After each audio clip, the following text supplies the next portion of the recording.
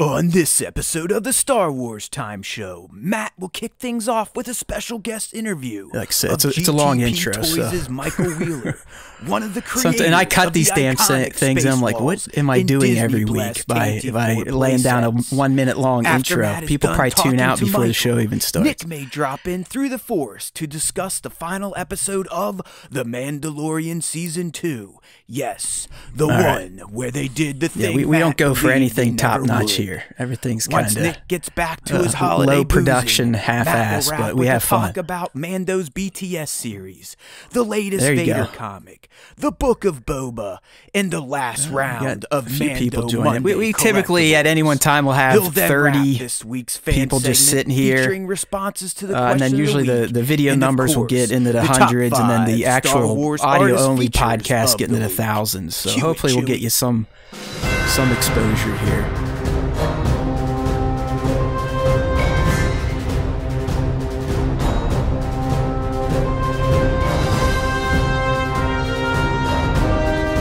Fantastic. So it does get out there. It surprises me sometimes.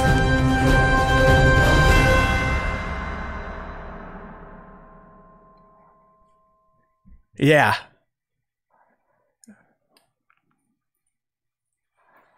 Awesome. All right. Well, here we go. I'm gonna go ahead and dive in. Hey now, everybody! Welcome back to a brand new episode of Star Wars Time Show. And you're probably going, what the hell did he do with Nick? Is Nick dead? Did Nick leave with Luke Skywalker on Gideon's capital ship? No, fear not. Young Nick is still alive. He's still here. He's taking a little holiday with the family, but fear not. He will be calling in later on in this show to break down The Mandalorian. But before Nick is here, I have a special guest. Someone that I believe a lot of the Star Wars Time Show fans in particular, those that do the toy photography, those that love to blow all their money, all their hard-earned dollars on little pieces of plastic, I think you'll enjoy our guest, and that's what we're going to lead with. So the way the show is gonna kind of play out today, obviously it's going to be different. We don't have Nick to start. We're going to do the interview with Mr. Michael Wheeler from GTP Toys, the creators of the Space Walls and the new Tantive 4 playset for 1/12 scale Star Wars action figures.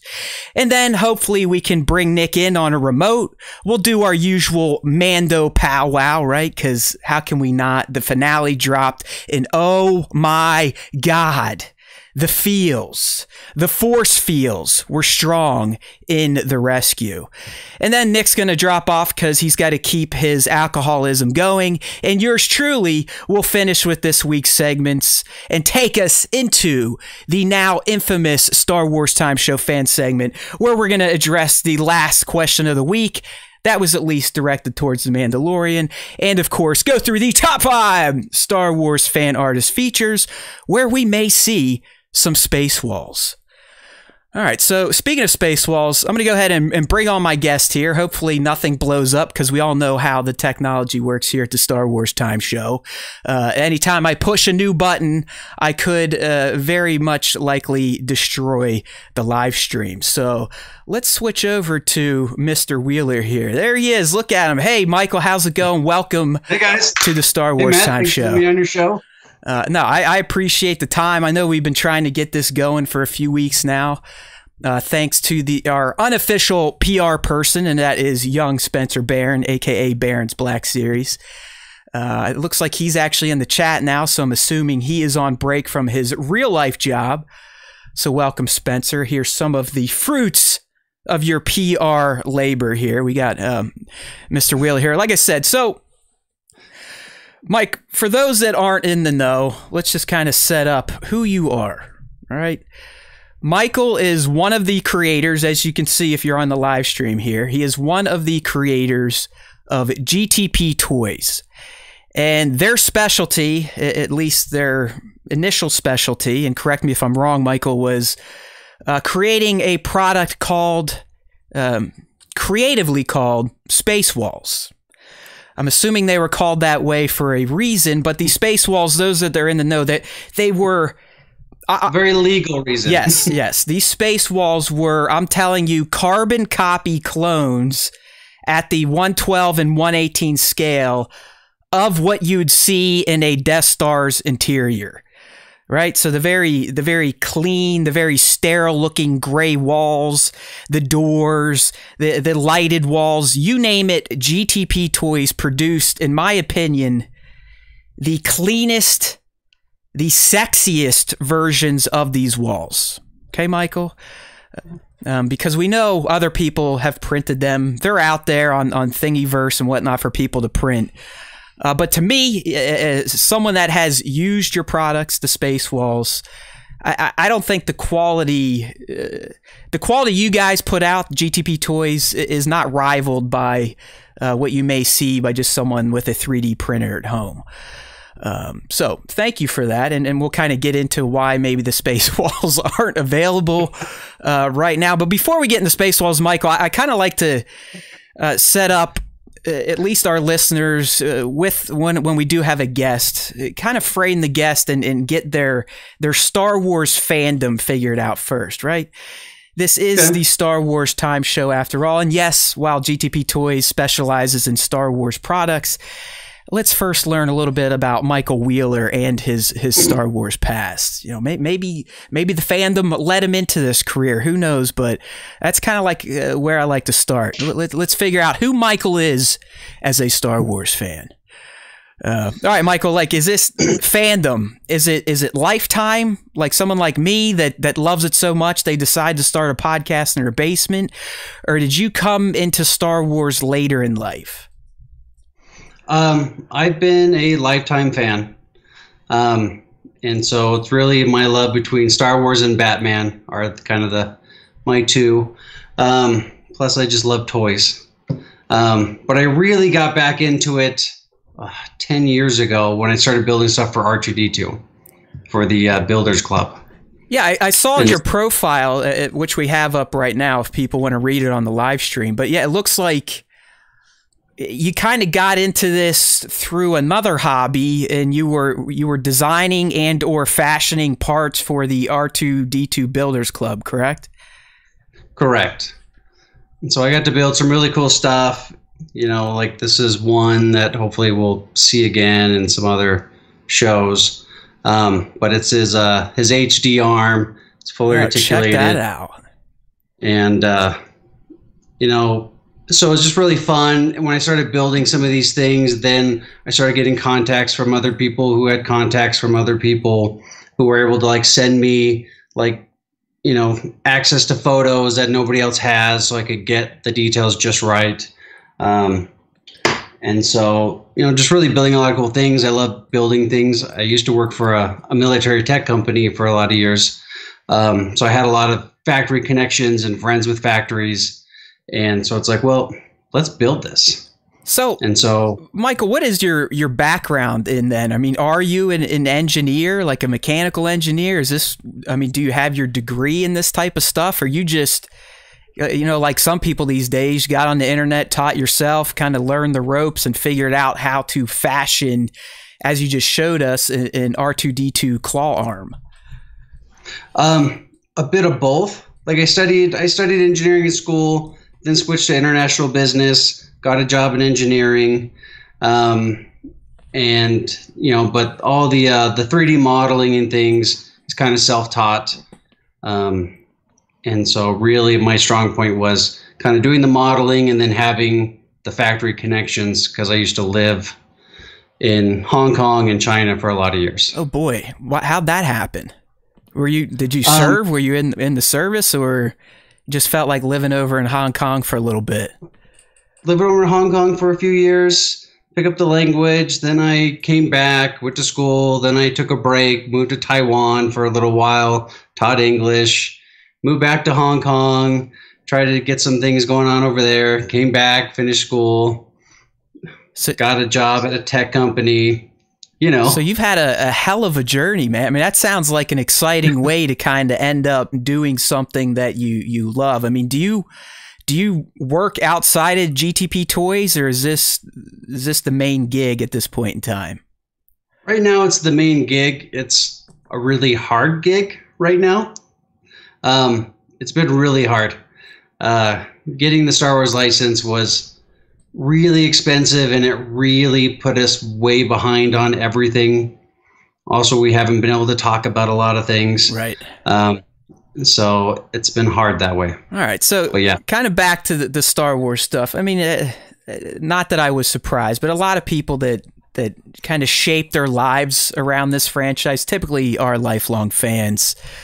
I guess at this point in time, and when we just had the Mando end, what is your favorite film and or trilogy in the Star Wars franchise? I guess we'll stick with movies at this point. Because it's hard to like top Mandalorian. Although without the original trilogy, it's hard not to love the original trilogy, and it's hard to pick between the three of them. But if I had to not choose those, because those kind of seem like a cheat, I loved Rogue One. Yeah. As far as outside the trilogy, Rogue One was the best Star Wars film that wasn't a trilogy. And that's kind of the consensus we've heard from other fans as well as other people I've interviewed. I know Work More or Less. I'm sure you've seen his work, Jason. Yeah. He's the same way. Rogue One. Our buddy Sir Dork, I mean, he's a fan of Menace guy, but he's a little younger, so we give him a pass on that. But yeah, Rogue One does seem to be the gold standard for the Disney's approach to the films, at least. I know Solo has gotten more popular with people after they got over their odd boycotts over TLJ and whatnot, but Rogue One definitely kind of stands out. I mean, I don't know if you're a huge sequel trilogy fan. I'm definitely not one of those people that likes to piss all over it, but I will say when it was all said and done, the trilogy did not flow the way I think many of us wanted to.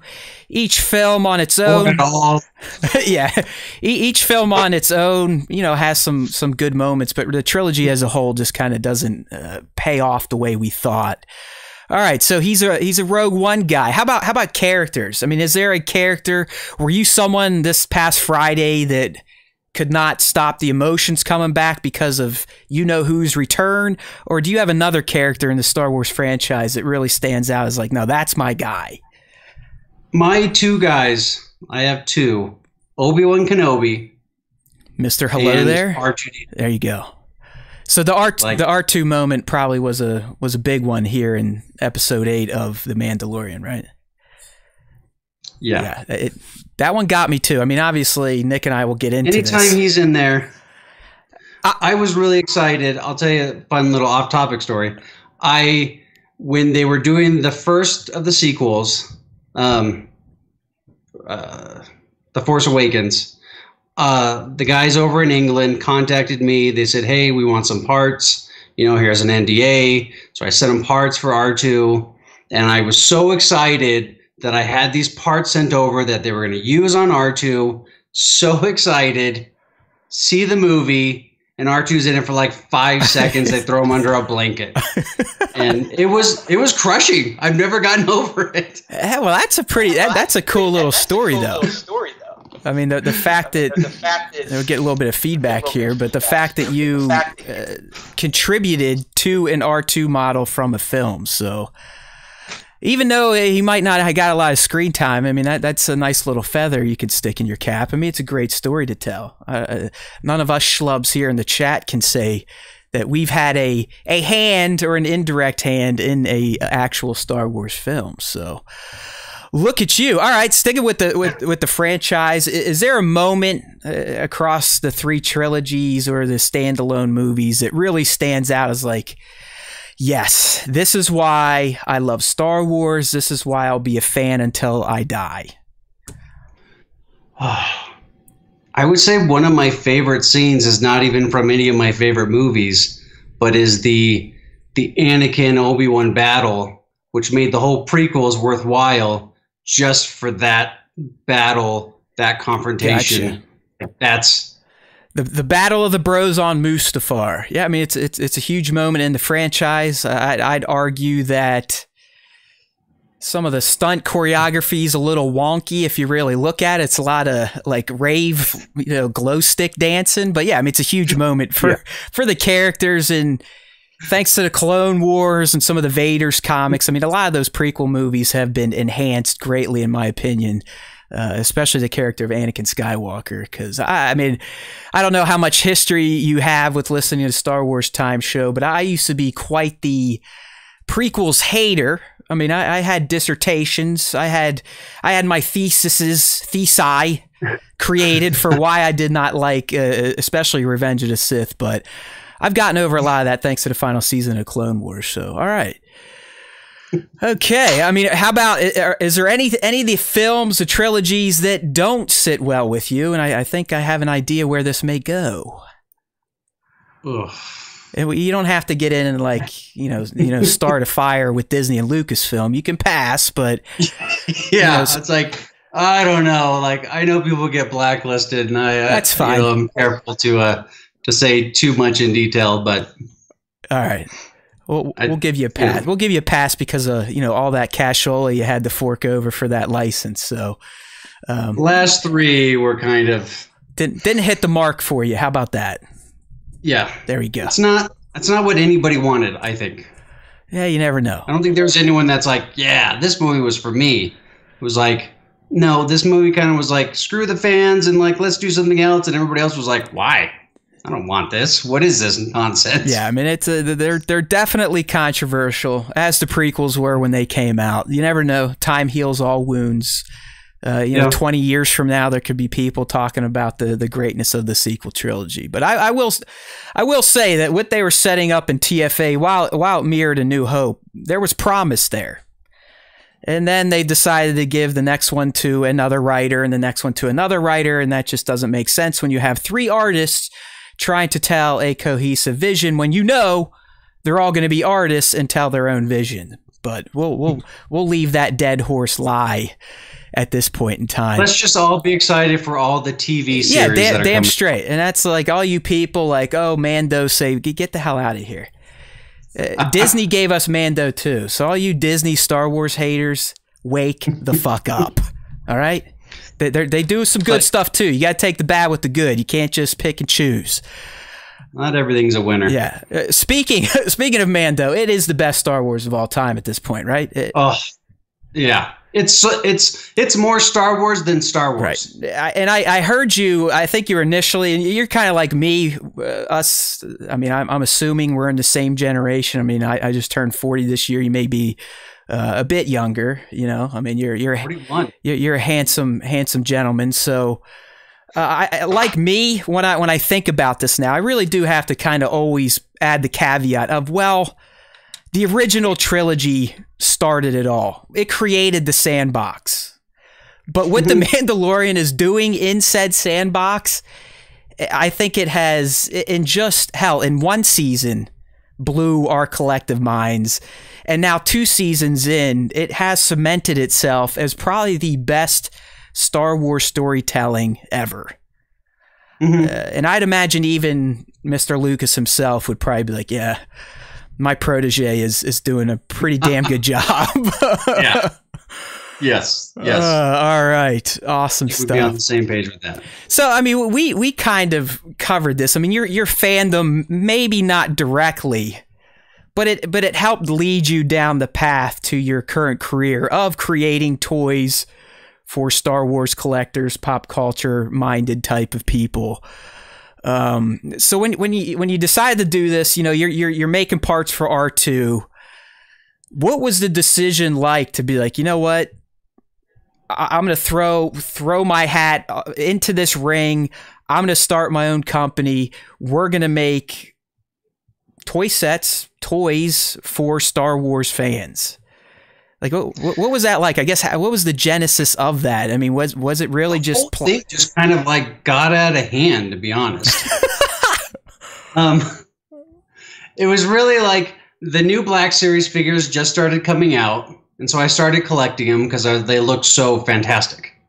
And so then now I'm in this situation where I have, these stormtroopers and all these characters. And it's like, well, what do I do with them? Like, I love to open them up. I play with them. They sit on my desk, and then it's like, well, I can't have 100 figures on my desk. Where do they go? Says who, Michael? Says who? I bet there's a lot of people with 100 figures on their desk. Sorry, go ahead. Well, at the time, I worked at the military tech company, so it was like, you know, a few figures were okay. Yeah, I got you. At work, that's acceptable to not let the fandom go crazy. At home, it was still like, where do I put these?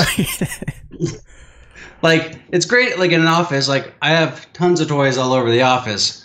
But just, like, at home, and it's like, well, I wanted to just have, like, a nice background, basically like a shelf liner. Is what, when they first came out, they were meant to be a shelf liner. Like, put it back behind a shelf or in a bookcase, put your figures in front of it, call it a day. That's it. And I wish I got that note, because I can't tell you how many times I've stressed trying to set up a scene using the space walls to make it look like something a 1/6 shooter or work more or less a Black Series could do. Because I would be a lot less stressed out if I just, hey, you know what Michael said? I can use all his lovely walls, just put them up there in the background, and then line up my figures and forget about doing the damn pictures. I didn't even know there was toy photography at the time. I don't think a lot of us did until about 2016. That seems like when this hobby just was like, oh yeah, by the way, this art form exists.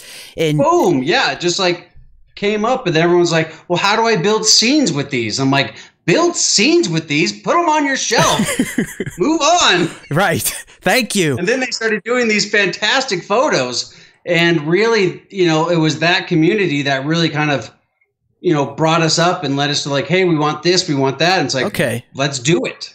So it's kind of a symbiotic relationship. I mean, you initially, the initial vision was, I just want to display my figures in a much cooler way than just standing them on a desk, putting them in a case.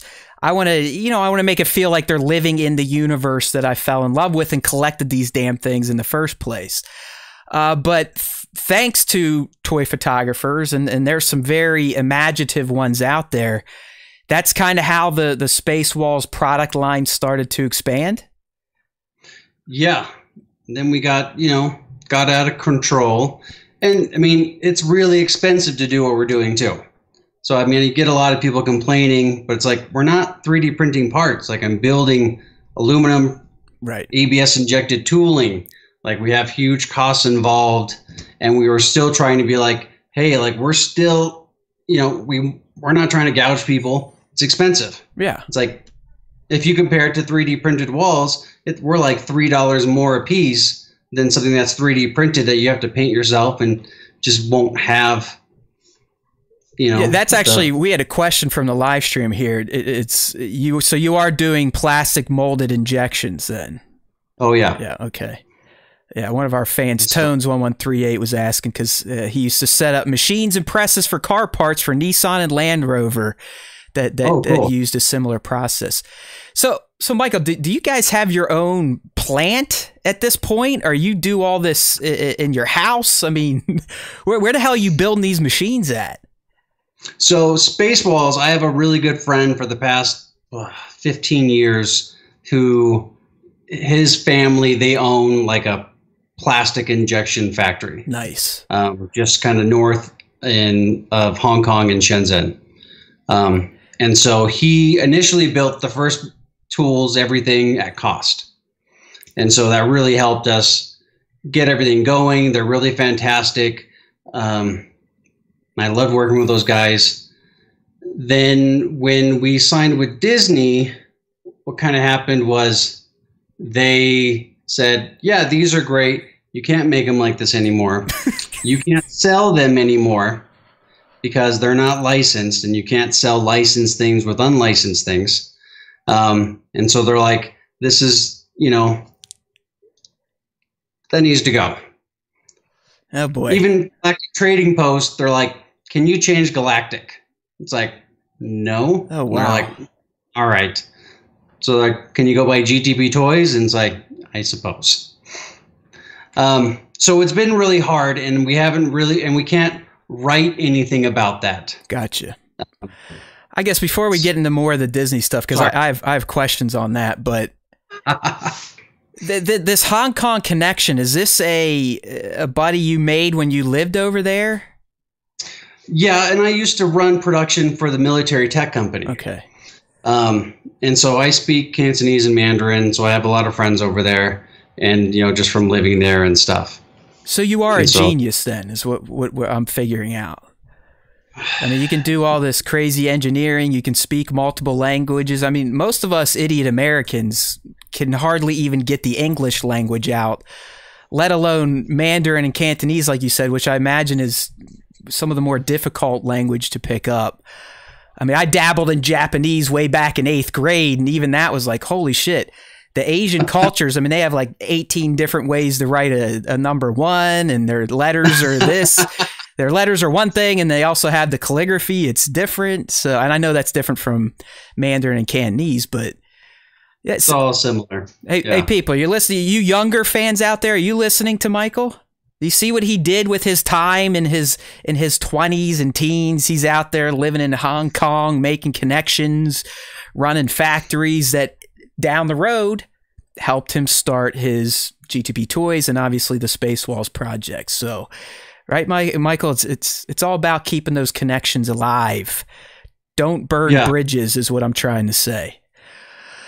Yeah. All right, so you've kind of talked about some of the major roadblocks, and it sounds like Disney and Lucasfilm has been the biggest, outside of obviously cost to get started, dealing with customers that feel like custom made stuff should show up the next day as if it was available at Walmart.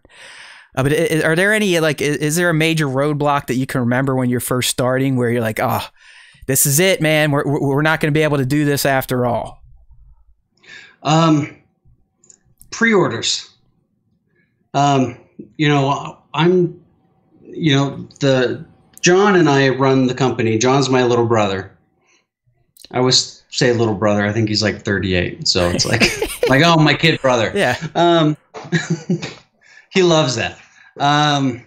So it's really expensive to build sets, and we have minimum order quantities. And so we got to a point where it's like we were taking orders, we were building the tool, and we were getting to the point where it's like, we need to build more parts, and it's like, we don't have any money. Pre-orders are like trickling in. So it's like, oh, well, we can't start it yet. So it's like, then you're pushing back production and you're waiting for the orders to come in. And that, that almost killed us right in the beginning. We almost realized, like, what do we do? Like, we don't have enough to build parts. And yeah, it's like really just the capital issue, kind of keeping a cash flow going as you're outputting money to ramp up production, but sales might not be coming in to kind of cover the back end and additional costs. I can imagine. I mean, I look at people like you and have a ton of respect for having the cojones, as they say, to do something like this, because it is risky as hell. I mean, you don't know. I mean, look what ultimately happened. You did get Disney on your ass eventually. And we are kind of getting to that point of the interview and why that happened and kind of what's happening now. So can you elaborate on the new deal with Disney and Lucasfilm? I mean, I know you touched on it a little bit about, how it started. Did they just come to you and like, hey guys, this has got to stop?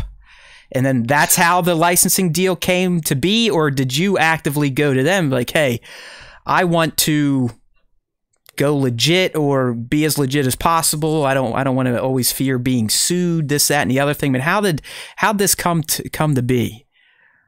Kind of, yes, that. It was, living in fear of like, we don't have the license. Like, any day we're waiting for like a letter saying, here's a lawsuit, stop making your stuff. And so, really we were trying to ramp up and be able to do more sets and do more things. And, just every time we did an ad, it was like that stress of like, oh, is this going to get us in trouble? Like, is this where the lawsuit comes in? And we wanted to expand it. We wanted to do more play sets, and I think people was really liking the original Spaceball sets.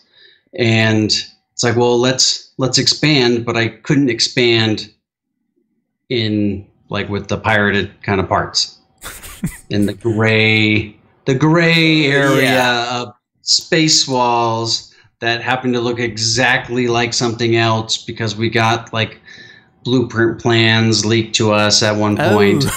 They were like spot on. Yeah, right. Yeah, someone just had a really a really good memory.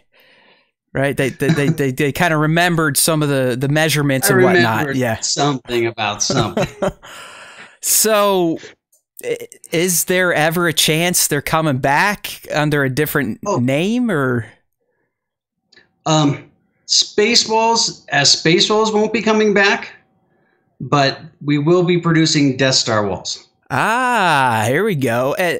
Now it's kind of going to lead me into the next part of the conversation here. Is it going to be more like the Tantive 4 play set that we're going to talk about, or is it still going to be the old quote unquote Space Walls, but now they have the official moniker, and you can get the starter kit, you can get the, I don't know what they're called, like the circular post, you could get the door, the lighted door.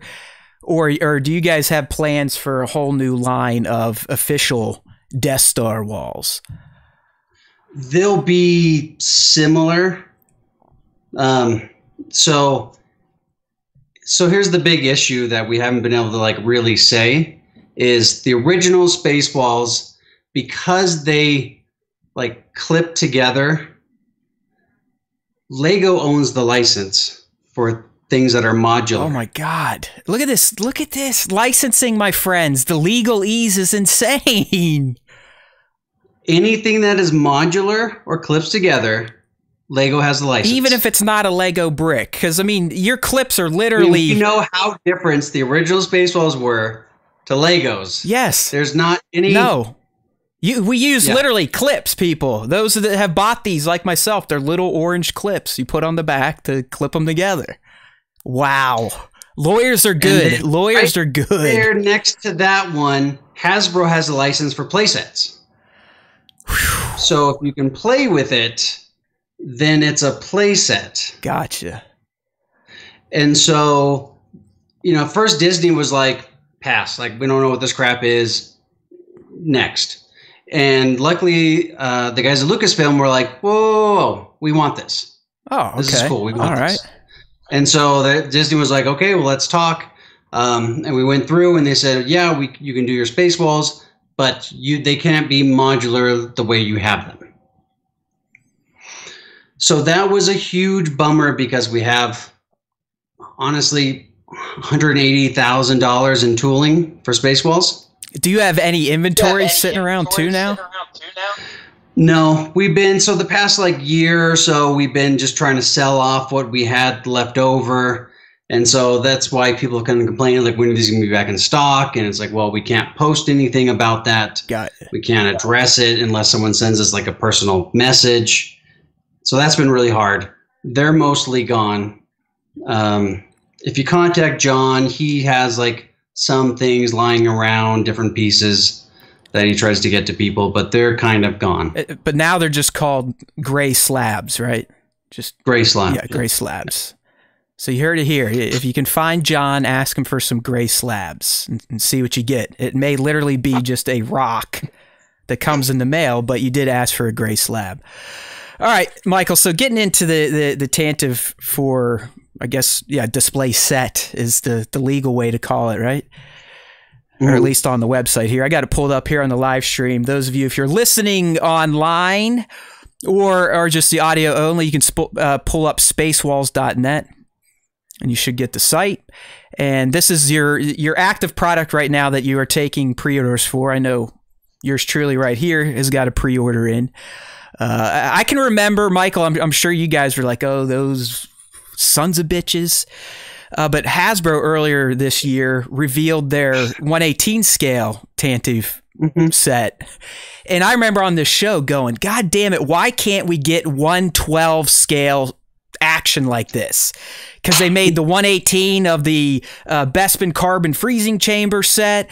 They made the 118 official Tantive set. And then lo and behold, I think it was a month or two after that reveal, here comes the GTP Toy Boys with their own now official set, blessed by the Pope at Disney, blessed by the Cardinals at Lucasfilm for production. And like I said, I have it up here on the live stream. You can take a gander at it. But this thing, Michael, has to be your greatest creation yet. Am I right or am I wrong? I think it's amazing. And I think anyone who has it on pre-order, I know a lot of people have been asking to see like the actual model. They're going to be so blown away. It looks so incredible with figures. I wish there was like some way I could show like what the model looks like with figures, but there's really not a way. I haven't got that approved yet, but if you look at the picture of my baby in the background, there we go. There's but I can't show the model with figures. Gotcha. So. Gotcha. Yeah. So if people on the live stream, if you looked behind them for a second, those were just some action figures, nothing else. All right. But no, I mean, so I have it pulled up here. Those aren't in the know. This is a 1/12 scale set designed to look just like Princess Leia's ship that she was on in A New Hope, right at the beginning when our man storms through the door and kicks some ass and doesn't take any names. It can hold up to 30 figures. It's got 100 plus static and blinking LEDs, probably my favorite feature, because some of the other sets were static lights, and then my lazy ass in post would have to go in and try to make them look like they were glowing, and I'm not very good at Photoshop type of stuff, so I love anything practical for certain toy photographers like me is ideal. You know, so I appreciate the lights. It's going to be 36 inches long, so this will be a beautiful display set. But more importantly, for those of you that are good at toy photography, unlike myself, just the possibilities will be limitless for the scenes you can now recreate or cook up on your own if you check out this set. And Michael, you're still taking pre-orders, right? Yes. The set's going to run you $199.99. I do not think that is a lot to ask, considering what I've seen some other custom dios go for. I mean, we're talking double this price, and they're not officially blessed. All the fun stuff, right? I mean, I guess, Michael, when something is officially blessed, it's going to be as picture perfect, authentic now as possible, right? Yeah. So it is, you know, when we're in the collector space, so this is an official collector's, I don't even know what the word I want to say. It's a collectible. There you go. It is on its own. Yes. Without any figures. It looks so amazing when all the lights are on. You have, you know, if you remember what it looks like and you look back, you got these red panels that are lit. We have the LEDs inside, the lights inside will be blinking, and it is just so incredible looking. Yeah, I'm glad you said that, because you are right. I mean, this thing, yes, it's being billed as a display set, but itself, this set itself is a collectible. It is a showpiece. This is a piece even my friends that think I'm insane for still buying toys at the age of 40 would come in and be like, holy shit, that is awesome. It is. It's like a piece of art to me. I'm sure I'll fuck it up by trying to take pictures with figures with it, but don't take my photography as the true form of what this set should be. It is, as Michael said, a collectible itself. Has it been going well for you, Michael? I mean, are you getting the type of sales that you hoped for?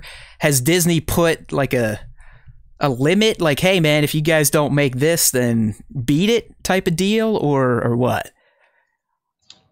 Honestly, it's been much slower than we kind of thought. And we intentionally went with the Tantum 4 first instead of the Death Star walls because we already had, a few thousand people who have bought the space walls or Death Star walls. And it's like, well, I don't want to put out another set that's like, hey, this one's now official. It's very similar to what you already have. So we're hoping that we would have some of our customer base kind of help us out, get some of those pre-orders going. And it's been really slow. It's been really hard to get things approved to post. Disney has to approve everything we do. So if I want to post a picture on Instagram, I have to send it to Disney, get the text approved, hashtags approved. If I want to put figures in front of it, I have to get Hasbro's blessing to do that. God, dude. Lawyers ruin everything. No longer what GTP used to be, which is just like, let's do a sale today. I don't know, 40% off just for today. Why not? Like, post whatever you want, say whatever you want. Now it's like, oh, I got to plan this weeks in advance, get all sorts of permissions. It's been really a challenging time. I mean, ultimately, I really hope it pays off for you guys, because this stuff, as I said, is art itself. And it seems like they're really putting you through the ringer to get where you are. So all you lazy-ass fans that haven't bought this yet, get out there and drop your $199. And that's coming from me. That's not coming from Michael. You know me. I'm a little more in your face. I took the plunge. I'm excited for this. Why aren't the rest of you? Come on. Let's give GTP Toys an SWTS sales boost. Look at this stuff. Be really helpful. I mean, Michael said it here. They have other sets planned. But they need the community's help. They need other artists out there. Buy this stuff up. You don't want your figures sitting there against your crappy looking white wall. You want them displayed in this lovely looking collectible from GTP Toys. So get on it. Get on it, people. Help them out. This is another Star Wars fan living the Star Wars dream. Okay, he took his fandom and funneled it into a productive and hopefully down the road lucrative adventure. Or venture, whatever you want to call it. I'm sure it's been an adventure. Definitely an adventure. So is it something to where, if this doesn't hit Disney's expectations, are they dangling? Do they threaten you? Or like, hey, GTP, if we don't see results, this license could go away? Yes. Okay. Because they have like their quotas they need to make. Right. I mean, they also take like a big chunk like up front. It's like, well, in case you make no sales, we're going to take a big chunk. And it's a big chunk. I'm sorry. I'm not laughing at your predicament. It's just, I don't think people understand, unless they've worked in corporate America or have been in some other form of business, just how hard it is to do business with huge licensors like Lucasfilm and Disney. Because let's be real, they got you by the balls. They can dictate any term they want. Oh. And you just kind of have to take it, right? I mean, sure. Contract negotiations were great. They're like, we can tell you right now, we're not changing anything. Yeah. So go ahead and look after it. Like, right. Go get your lawyer, like look after it. Like, let me know if you have anything you want to change, but we'll tell you right now, like, unless you're Lego or Hasbro, we're not making any changes. And it's like, well, I guess it sounds good then. You gotta like those types of aggressive negotiations, as Padme likes to say. Oh man! It's like, well, do you want the license or not? And I'm like, I'll take it. Well, Mike, I really do hope it pans out, because I'm not kidding. Like, I'm not blowing smoke up your ass, Michael. They didn't give me one to have them on the show. I've purchased it with my own hard-earned money. Because it's a work of art. I know I'm helping another Star Wars creator, and I know in the end it could make my amateur toy photography taking ass potentially look better. So I'm all over GTP Toys. I have been since I realized they were the ones behind the space wall. So I remember, as a lot of you probably scrolling through the early days of toy photography, and you start seeing these things, and you're like, holy shit. how did they do that? Like, where'd they get that stuff? And then you track it down, like, oh, Space Walls, I got to get them. And if you look at the Tantive again on the live stream, I mean, quality-wise, we're talking leaps and bounds above the Space Walls, which were already tip-top. As I said before, I mean, you can tell a 3D printed wall versus the injected system that Michael and the GTP team uses. And it's well worth the extra cost, in my opinion, because 3D printing is awesome.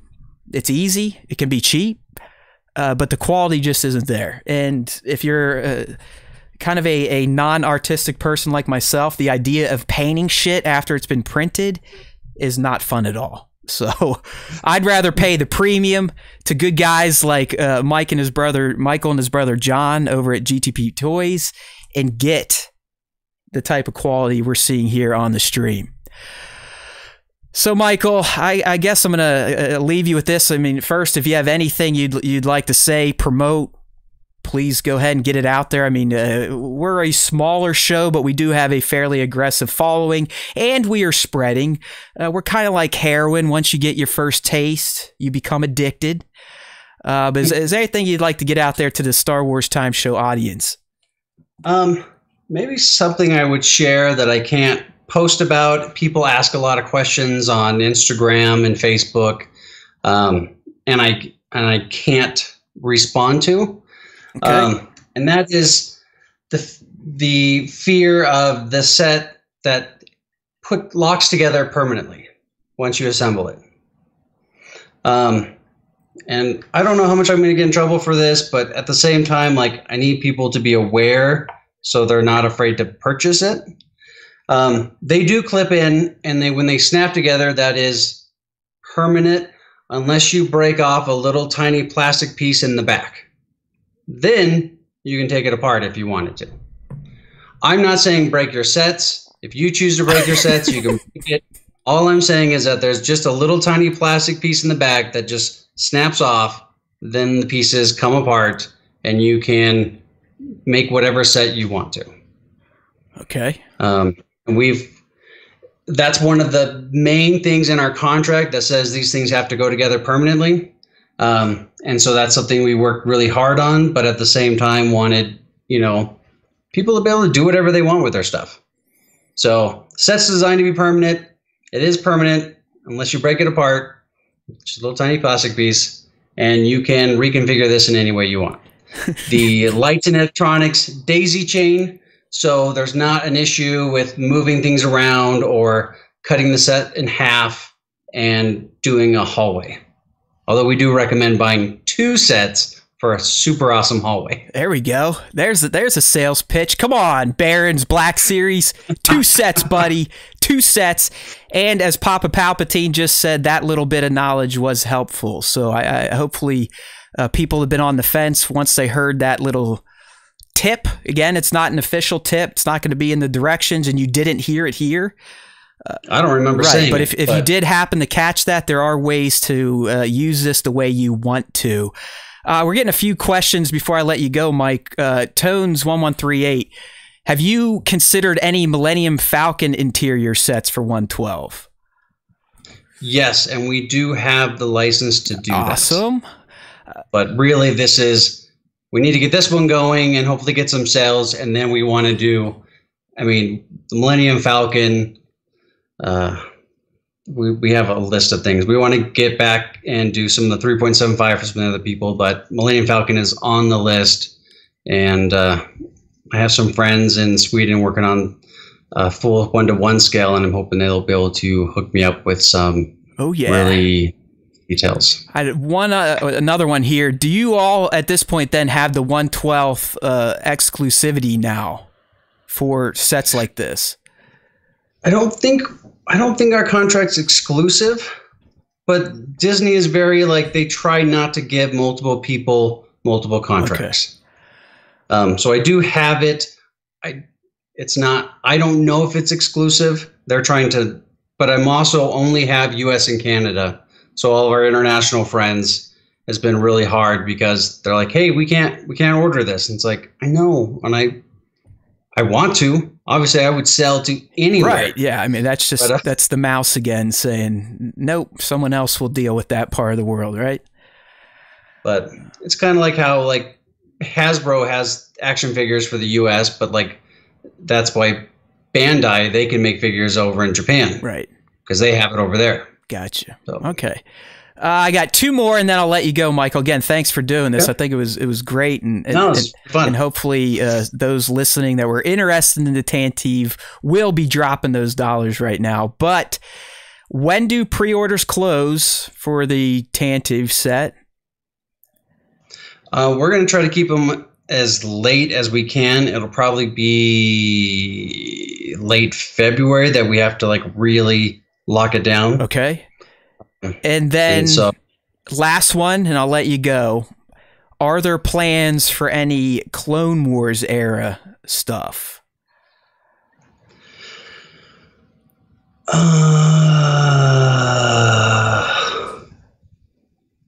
Depends on interest. Okay.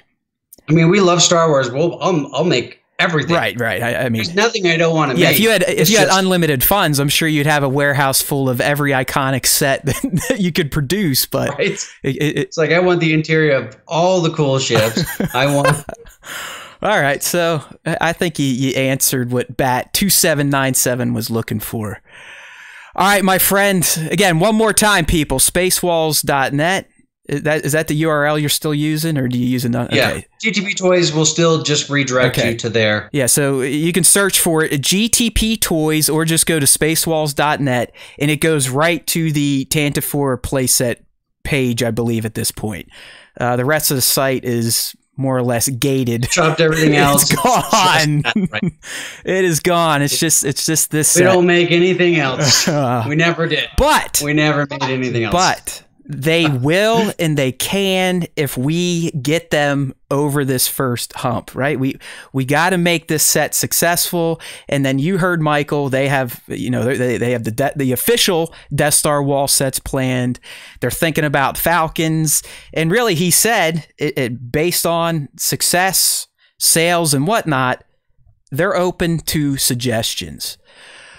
So one more time, Michael Wheeler from the GTP Toys team, spacewalls.net. Check them out. Get those pre-orders in if you want a badass looking display for your 112 figures. All right, my friend, thank you so much for this. Now we're going to try and get my co-host in here without blowing up the show, but I do appreciate the time. I think it was helpful for people that are fans of your products and were maybe on the fence looking at the new set. So hopefully you get a couple ka-chings today or later this week.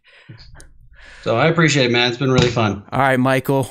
Happy holidays. Enjoy the week. Enjoy any time off if the mouse gives you any. And we'll surely be following your career with great interest. Okay. I appreciate that very much. See you, man. All right. Have a great day. All right, people. What'd you think about that? That was pretty fun. A little interview with Mr. Michael Wheeler from GTP Toys. Hopefully you fans of the hobby or just Star Wars collectors in general got something out of that. I'm going to try and bring Nick in at this point. He's traveling. He's on the road. I don't know what he's dialing in from. But let's go ahead and try to bring him in here, see if we can get him. And then we're going to get right into our breakdown of The Mandalorian. So hopefully everyone's still engaged, rocking and roll. I know it's a different type of show, but sometimes change is good. So let's go ahead and fire up Skype again. Not sure why I closed it. And we'll call our buddy Nick.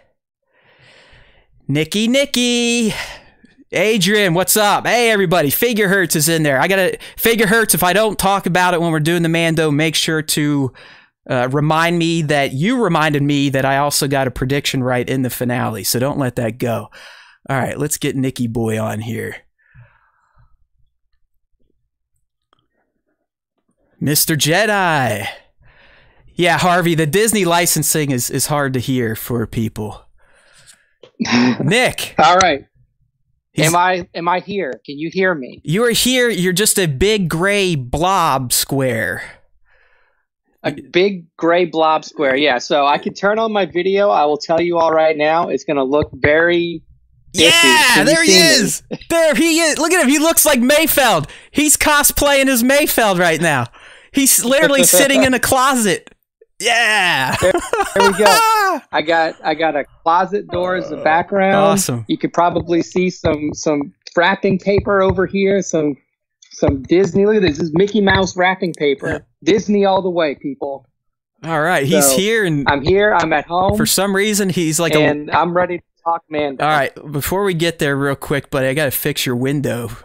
For some reason, you're like the size of one of my testicles right now. You're very tiny.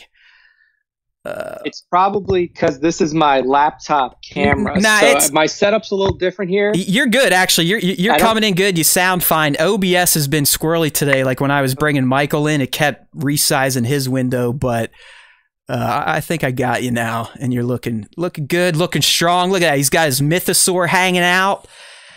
Whew. There you go. Yeah, he sat on the shitter. It does kind of look like he's taking a Mayfeld dump.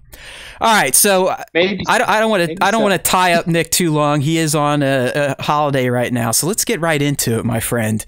And I am glad you decided to join up. After we all witnessed what we witnessed last Friday, I didn't think Nick would be able to just let this go.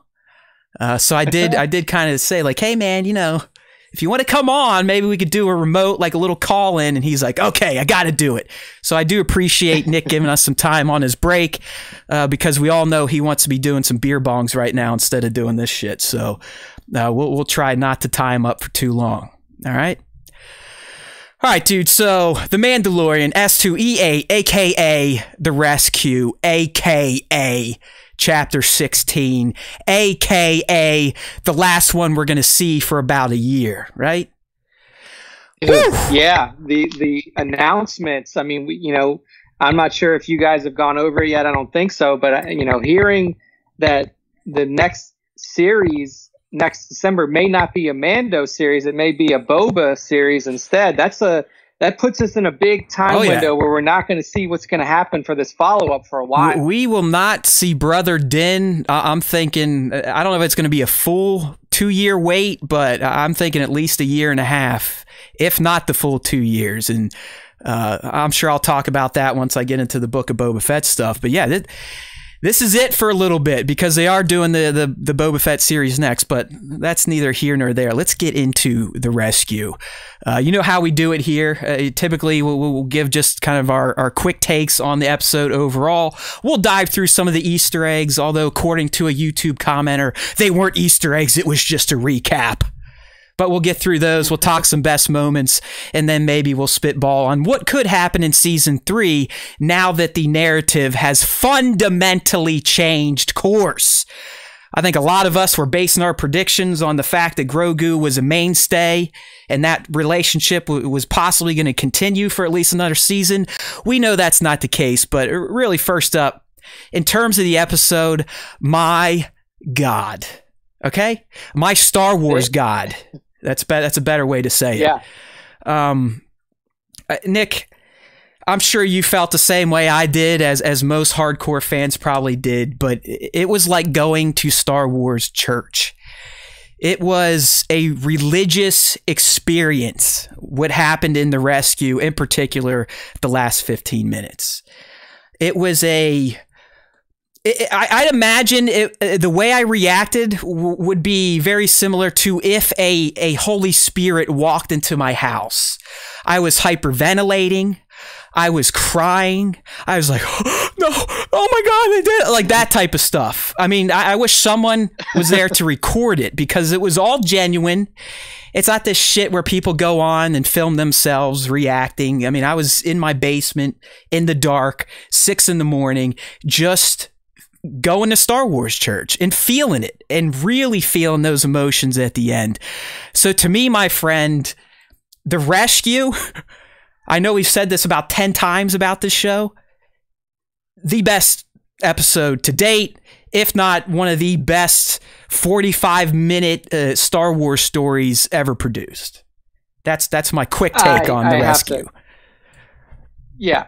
I have to completely agree there. I mean, I've seen a lot of people throwing up the JJ memes recently, like the line that he put out after Tross came out, like, well, you know, it's impossible to make the original trilogy fans happy while also appealing to a new, broader audience of young kids.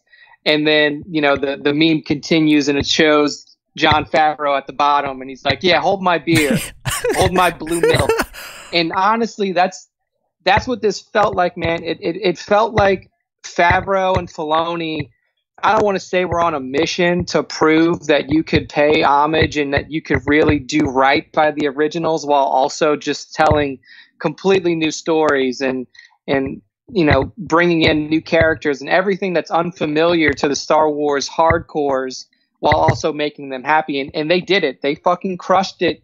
And they did it in a way that nobody thought was possible. Like, I mean, you and I talked on this show multiple times and we're like, there's no way they can bring Nick, it would be amazing. In fact, I need to do something right now because I said this on air. I'm a man of my word. Grey Goose Snaps made sure to literally close caption what I said and post it on Instagram. When I said very, very vehemently, I will flog myself if they bring Luke Skywalker onto the Mandalorian. So here's my cable. See it? And here begins the floggings. There we go. Thank you. May I have another? So yeah, I'll admit it. And I let's be real. Any Star Wars fan worth their salt that was like, oh, it's going to be Luke hands down. Come on. No way. I mean, look what's already happening. People are already like, I could have made him look better. And that's all the stuff I was like, they're not even going to want to fuck with that. But they did, and we are better Star Wars fans for it, and The Mandalorian is the greatest Star Wars show of all time for it. Yeah, I mean, you can say what you want, like, oh, well, the CG, blah, blah, blah, all this. The execution of the moment that X-Wing pulls up till the moment he walks away was pure Star Wars perfection. Like, there was not a thing they should have done differently. There's not a line that should have been delivered differently or written differently. That moment, those last 15 minutes, like you said, was perfection. And the entire episode in its entirety was perfection, because you could say, like, we talked multiple times. We talk every week on this show about what could happen at the end, what could happen at the end. And even us two, who are diehard to the bone, we're like, man, it really, you know, the way that this season's been leading, if there's going to be a Jedi, it's more than likely going to be Ezra. We get the Thrawn tease. We have Ahsoka. I mean, our here. stance all along, even last season when we were teasing that Fett could have been the one in the Stinger, we're like, the show doesn't need the heavies. The show doesn't need the heavies. The show definitely doesn't need the Skywalkers. And it doesn't. It absolutely does not. But the fact that they went there, holy shit. It really just made it that much better. And that's why, like I said, I was having a religious experience. It was like out of body type of shit. Like, oh, they did it. And it's fucking great. Dude, you should have, when the moment started, like I don't know. I went through like so many stages of like, I saw the X-Wing pull up and I was like, wait, it can't be. I was like, okay, well, you know, Luke. It could be Luke, but it could be somebody. Maybe Ahsoka got a X-Wing somewhere, and then like you start going on and you start going through these stages, and then you're like, I don't know, because then you see a green lightsaber, and you're like, I don't know, man. Maybe Ezra got a green light. I don't you know, maybe, I was. And then you see fighting our brains, Nick. The whole time I'm fighting it, like, no, they didn't do it. No. And then it's the one shot where he walks by, and it's the gloved hand and the iconic hilt, and I just went. It's Luke. They did it. They did it. That's why I like start blubbering up. Like and it's a happy sad. It's like it's an emotion that I assume normal people experience more often than I do, because I do not experience emotion unless it's music in nature, like a song that I've attached to a memory, or Star Wars. Outside of that, I am devoid, completely devoid of human emotion. It was one of those moments where I saw it and I literally, like, as I usually do, I'm watching the show And I texted Matt on our Slack, and I was like, I can't believe they did it. I was just in shock. I was like, I can't. Oh my God. I can't believe it. And it's just like, that's the biggest, like, if Filoni and Favreau were on a mission to show you, they showed you all their cards. They're like, look, you guys thought that we couldn't use the Skywalkers. Right. You guys thought that we couldn't use people from the movies in here. Well, guess what? We're not only going to use the Skywalkers, we're going to use the biggest Skywalker we can use. We're going to use the man. And they used the man himself too. They didn't, like, yes, his face was CG'd, but that was Mark Hamill in the flesh there doing this performance. And it was such a, and you know, obviously this episode had more than just that to it, but that moment, I mean, I got emotional. The tears were welling up in my eyes. I mean, and then the beautiful moments that came from that with Din and Grogu taking off the helmet and just everything that came from it. I mean, just basically the awe-stricken faces of everybody in that room when Luke Skywalker walks in, and who knows, most of them probably didn't even know who he was. But you could tell, like, Gideon sitting there on the floor, just kind of like dumbfounded. He's like, "Oh shit! I didn't expect that to happen." Because I mean, he had the day one. He had the day one. He had Din and Bo exactly where he wanted them, and he knew the Dark Trooper platoons were coming back. So anyways, all right, let's kind of get into the deeper dive here, because Nick and I are popping chubs left and right, as we should. It was just, again, I mean, Star Wars Zen as Star Wars Zen can get. It just, the whole day. And I said this, I think, in our Discord and to Nick, December 18th, 2020 should go down in history as the new official Star Wars day. Fuck May the 4th and all that stupid shit. December 18th, the day Luke Skywalker in Jedi Knight form graced live action again when no one thought it was possible. To save the day, to link up with Grogu. He brought his little robot buddy to boot. That is a Star Wars holiday. And if you listen to my breakdown of this episode towards the end, I was still feeling so much emotion, I almost started crying just talking about the Luke moment, the goodbye moment, and the R2 moment again. So let's go ahead and get in some of the eggs, because contrary to idiots on YouTube, there were some Easter eggs in here, and it was not a recap video, you dummies. Right off the bat, we get one of my favorite ships in Star Wars, in the Lambda-class Imperial Shuttle. Loved how this show, I mean, really every episode this year, Nick, they didn't fuck around with anything. They literally, episodes started out of a cannon, and this one was no different. No bullshit, no exposition. Here we go. All right, so we get the capturing of the Lambda. I thought the TIE Fighter pilot, for just a bit player, actually gave a great little speech. You know, he was on the Death Star 1. This is, we've seen in the fandom where they're like, hey, do you ever think about all the millions of people that were killed in the Death Star? You know, the famous Clerks bit where they're talking about, like, what about all the fucking contractors? You know, that's pretty fucked up. The guy working on the toilet, he got killed too. So this guy, I mean, it's always war is based on your perspective, right? Who's the good guy and who's the bad guy? Who's really doing the right thing? But I liked his exchange about the Death Star 1 and shit talk and Cara Dune. And another thing I didn't notice, but I did read about, if you go back and look, she actually shoots off part of Pershing's ear while she kills this dude. So.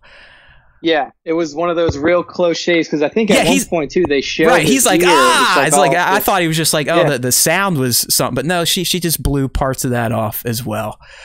Yeah. When Din and Boba, a great scene by the way, when they go to pick up the Mando girls, we get to see Bo-Katan's Gauntlet Starfighter. She's been whipping this in the animated series. This is the Mandalorian version of a Starfighter. I think the official name is like a Comrade class, like that. If you want to look it up. And I forget who it was. I think it was Johnny Osage on Instagram. But if you look at the ship silhouettes back there, at least on the live stream version of the cast, we were debating if that was the Falcon taken off, but we couldn't come to a conclusion. Yeah, it's kind of tough to tell. There's a couple of crafts. One of them does look like it might have like a little, you know, the little outline of where the It's got like a fork that sticks out where the canopy is, but who knows? Either way, we did get the gauntlet, which we have not seen yet this season. Coming here and just the exchange between Boba and Bo and Din, like she just instantly is like, hey motherfuckers, not all of us become bounty hunters. Some of us have serve a higher purpose. Because she is like, this idiot's back, like the Kool-Aid guy's back, and then obviously she knows Boba Fett. I mean, that was made very clear. She's like, this Joker's back. Like, what do they want us to go do some job for a hut?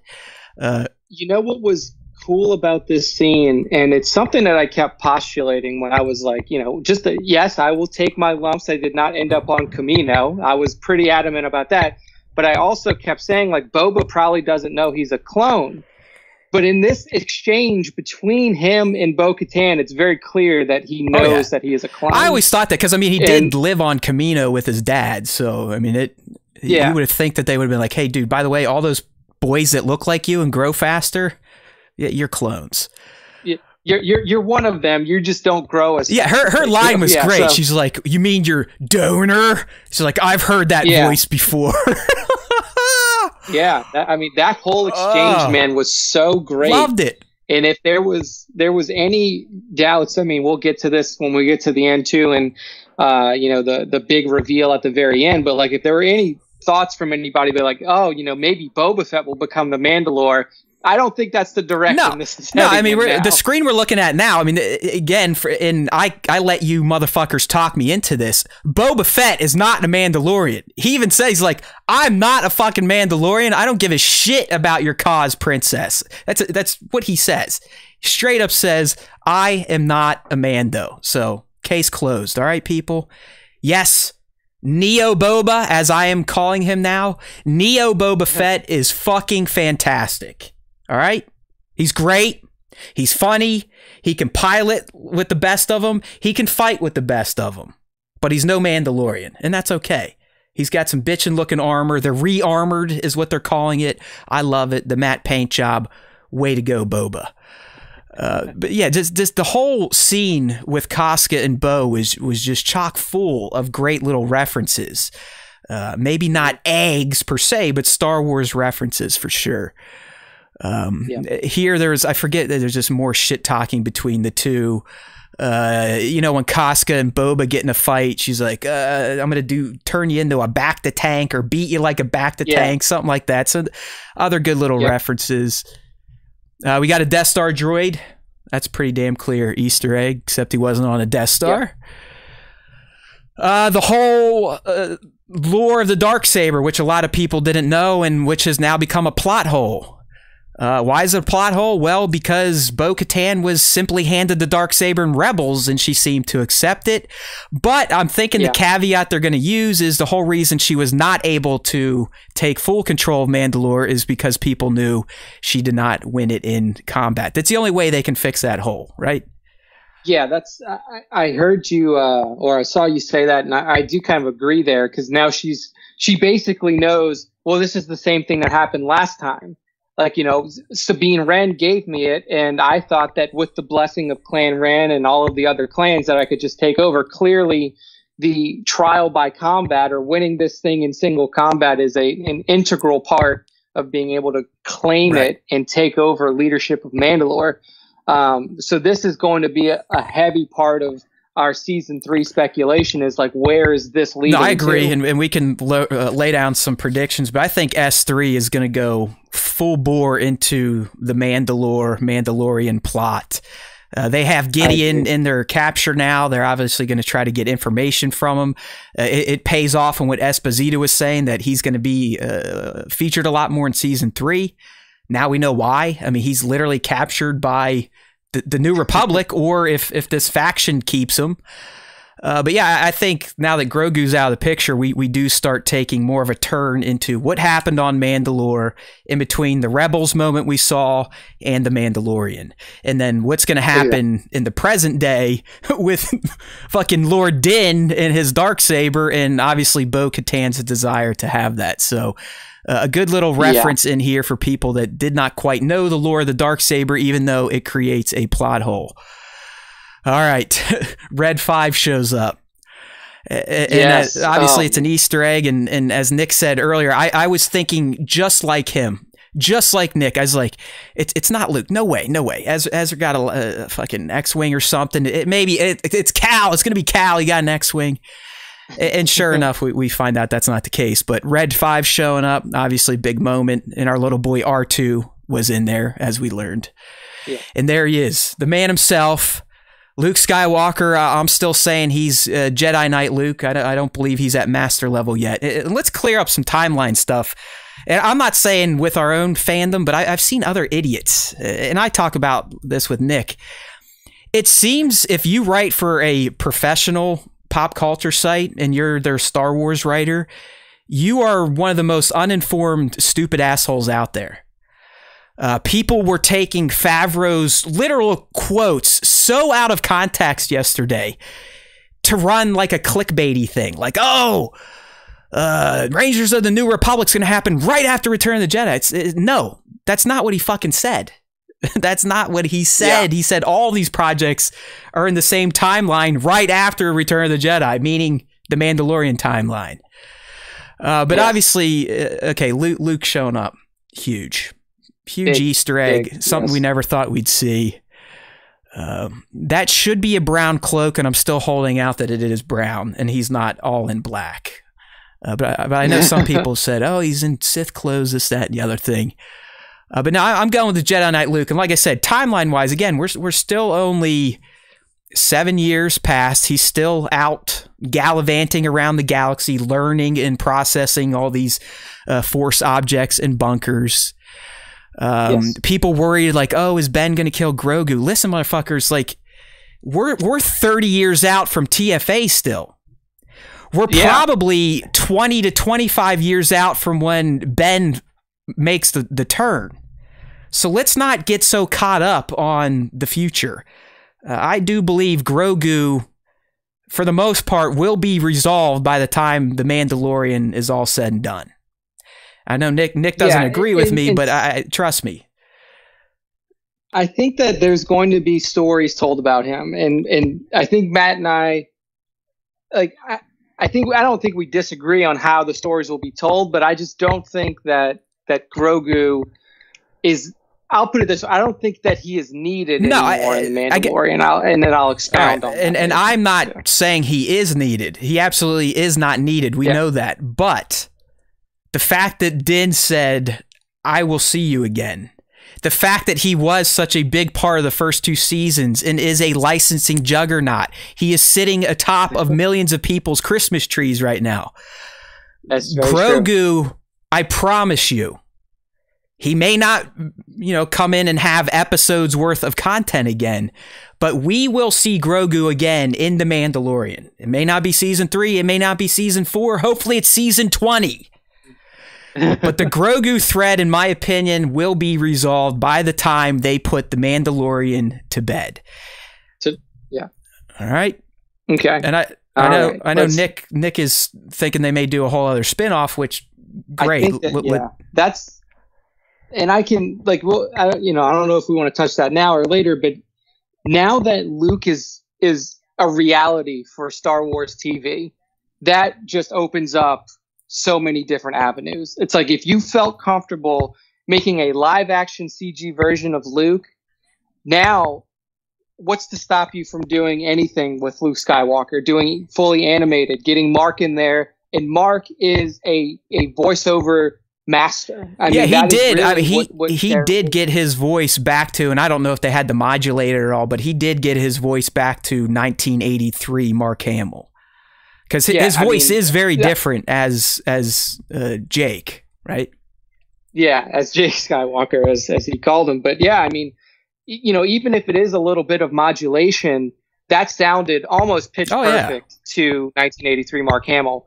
So, I mean, my idea here is that now you have this rich landscape. You have Grogu, and we first had 2 seasons of Grogu and Din, and now you have the opportunity to have Grogu and Luke and, other masters, other knights, other Padawans. And you have this entire timeline now. Like you said, we're probably 30 years from TFA. We're 20 years before the Jedi Academy gets destroyed. So now you have a 20-year period of time where you can tell rich tales about the reforming of the Jedi Order and all of this work that Luke was doing before the First Order. Yeah, I mean, at this point, we have to speculate that Grogu, outside of Leia, is Luke's first pupil, Padawan.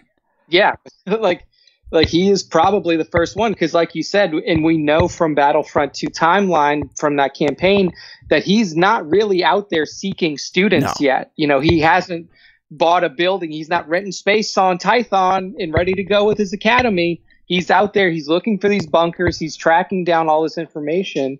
And hold on one second. My brother's dog can open up doors like a T-Rex or like a Velociraptor. Yeah, bring it in, a new guest.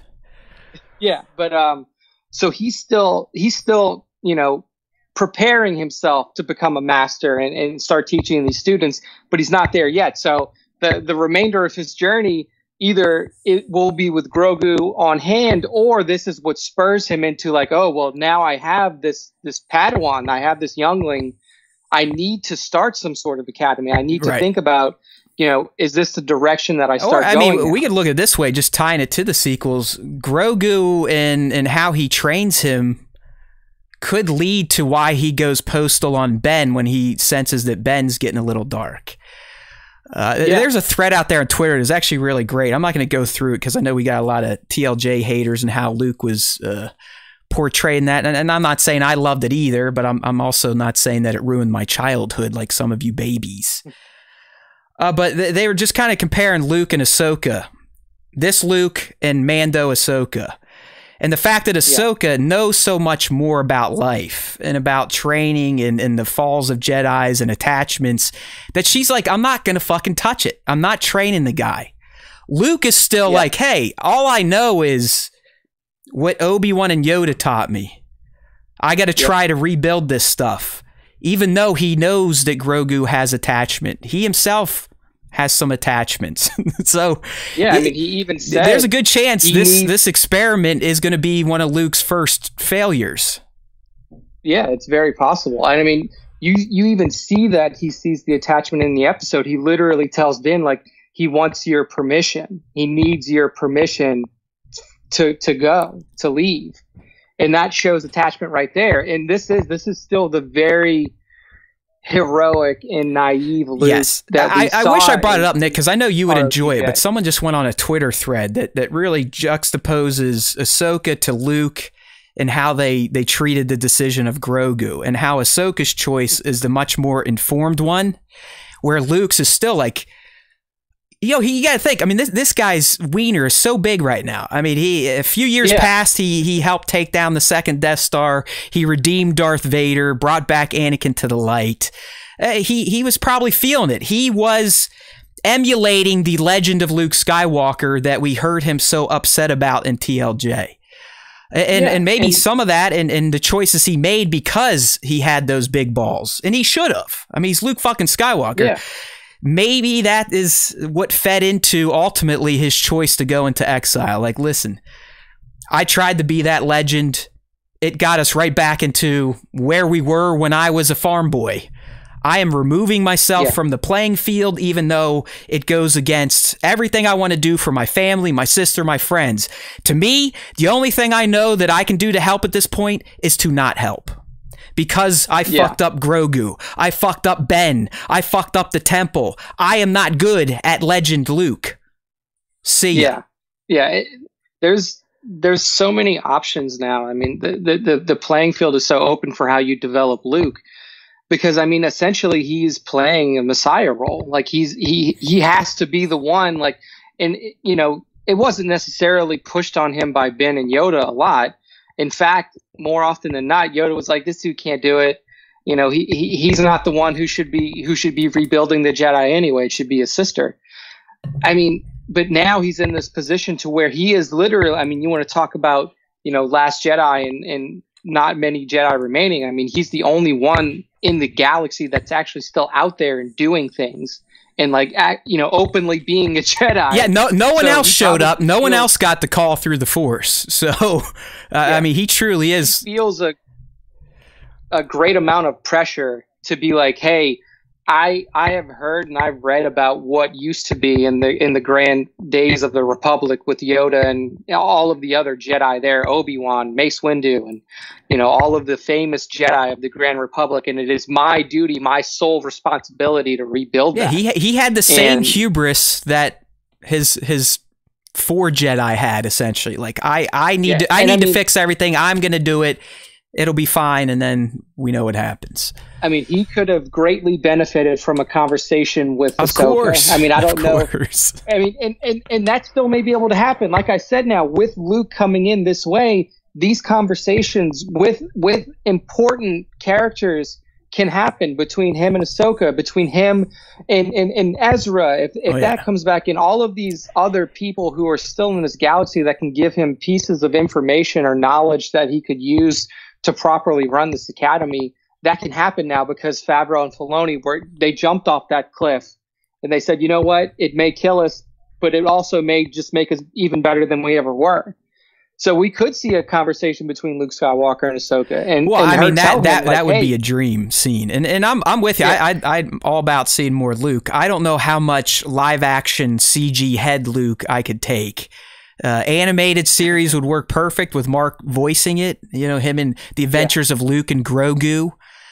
But live action Luke, as much as I loved him in that 15-minute John, I don't know how much I could take because we are still getting some of that uncanny valley. It's gotten a lot better. It's gotten a lot better. I mean, he looked a lot better than Uncanny Valley Leia in Rogue One.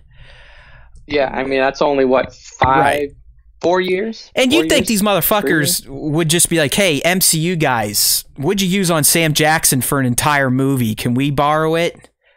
Yeah, can we just use that tech? Because, I mean, I don't want to get into it, but Trevor, I mean, he brought up the point. There's people doing deep fakes on YouTube that look just as good as this using deep fake tech versus whatever Lucasfilm or ILM had to do. And I'm not, come on, I mean, people that are worried about that shit are fucking goofy. Like, if that's what you got out of this episode was Luke's face didn't look 100% correct, what the fuck's your problem? You've completely missed the boat. Like, why do you watch Star Wars? It's about fake shit anyways. It's about science fiction, flying spaceships and laser swords. Why are you so fucking worried if a guy doesn't look 100% perfect? Who cares? Yeah. I mean, go look at Christopher Lee's face when he's fighting Obi-Wan. It's like falling off in episode 3. It trails off. Tracking. Yeah, anyways, it was awesome. Back to it. I mean, we all love Luke. I think people sometimes think I don't like it. That's not it. I love Luke. I just don't get all the Disney killed Luke and Disney this and they're gonna abort the sequel. Disney is not aborting anything. And those of you with the Ahsoka series, like, oh, the World Between Worlds, that's how they can start a new timeline. You know what they're going to use that for? I've already said it, and I know it's going to be true. She is going to do for Ezra what he did for her.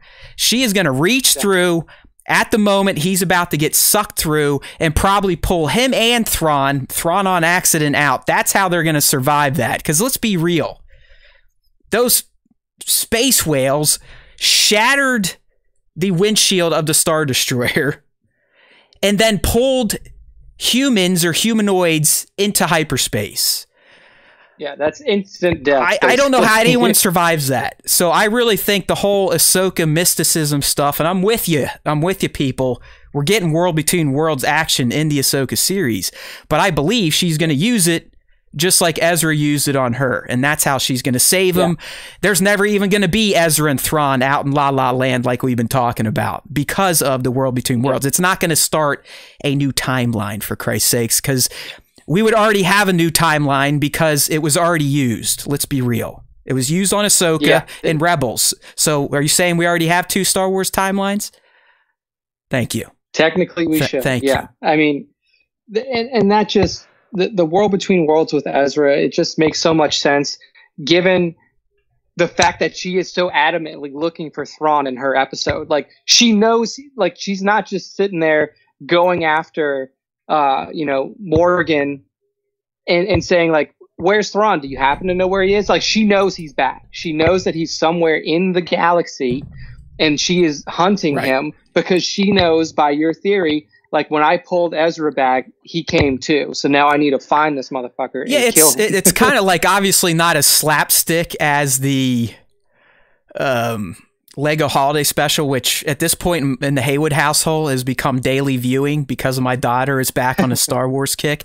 Nick, you would have loved it this weekend. She's like, "Hey, Daddy, can you put on the Jabba movie?" I was like, "Yeah." She's like, I think I'm starting to like this Star Wars stuff." And I go, "What?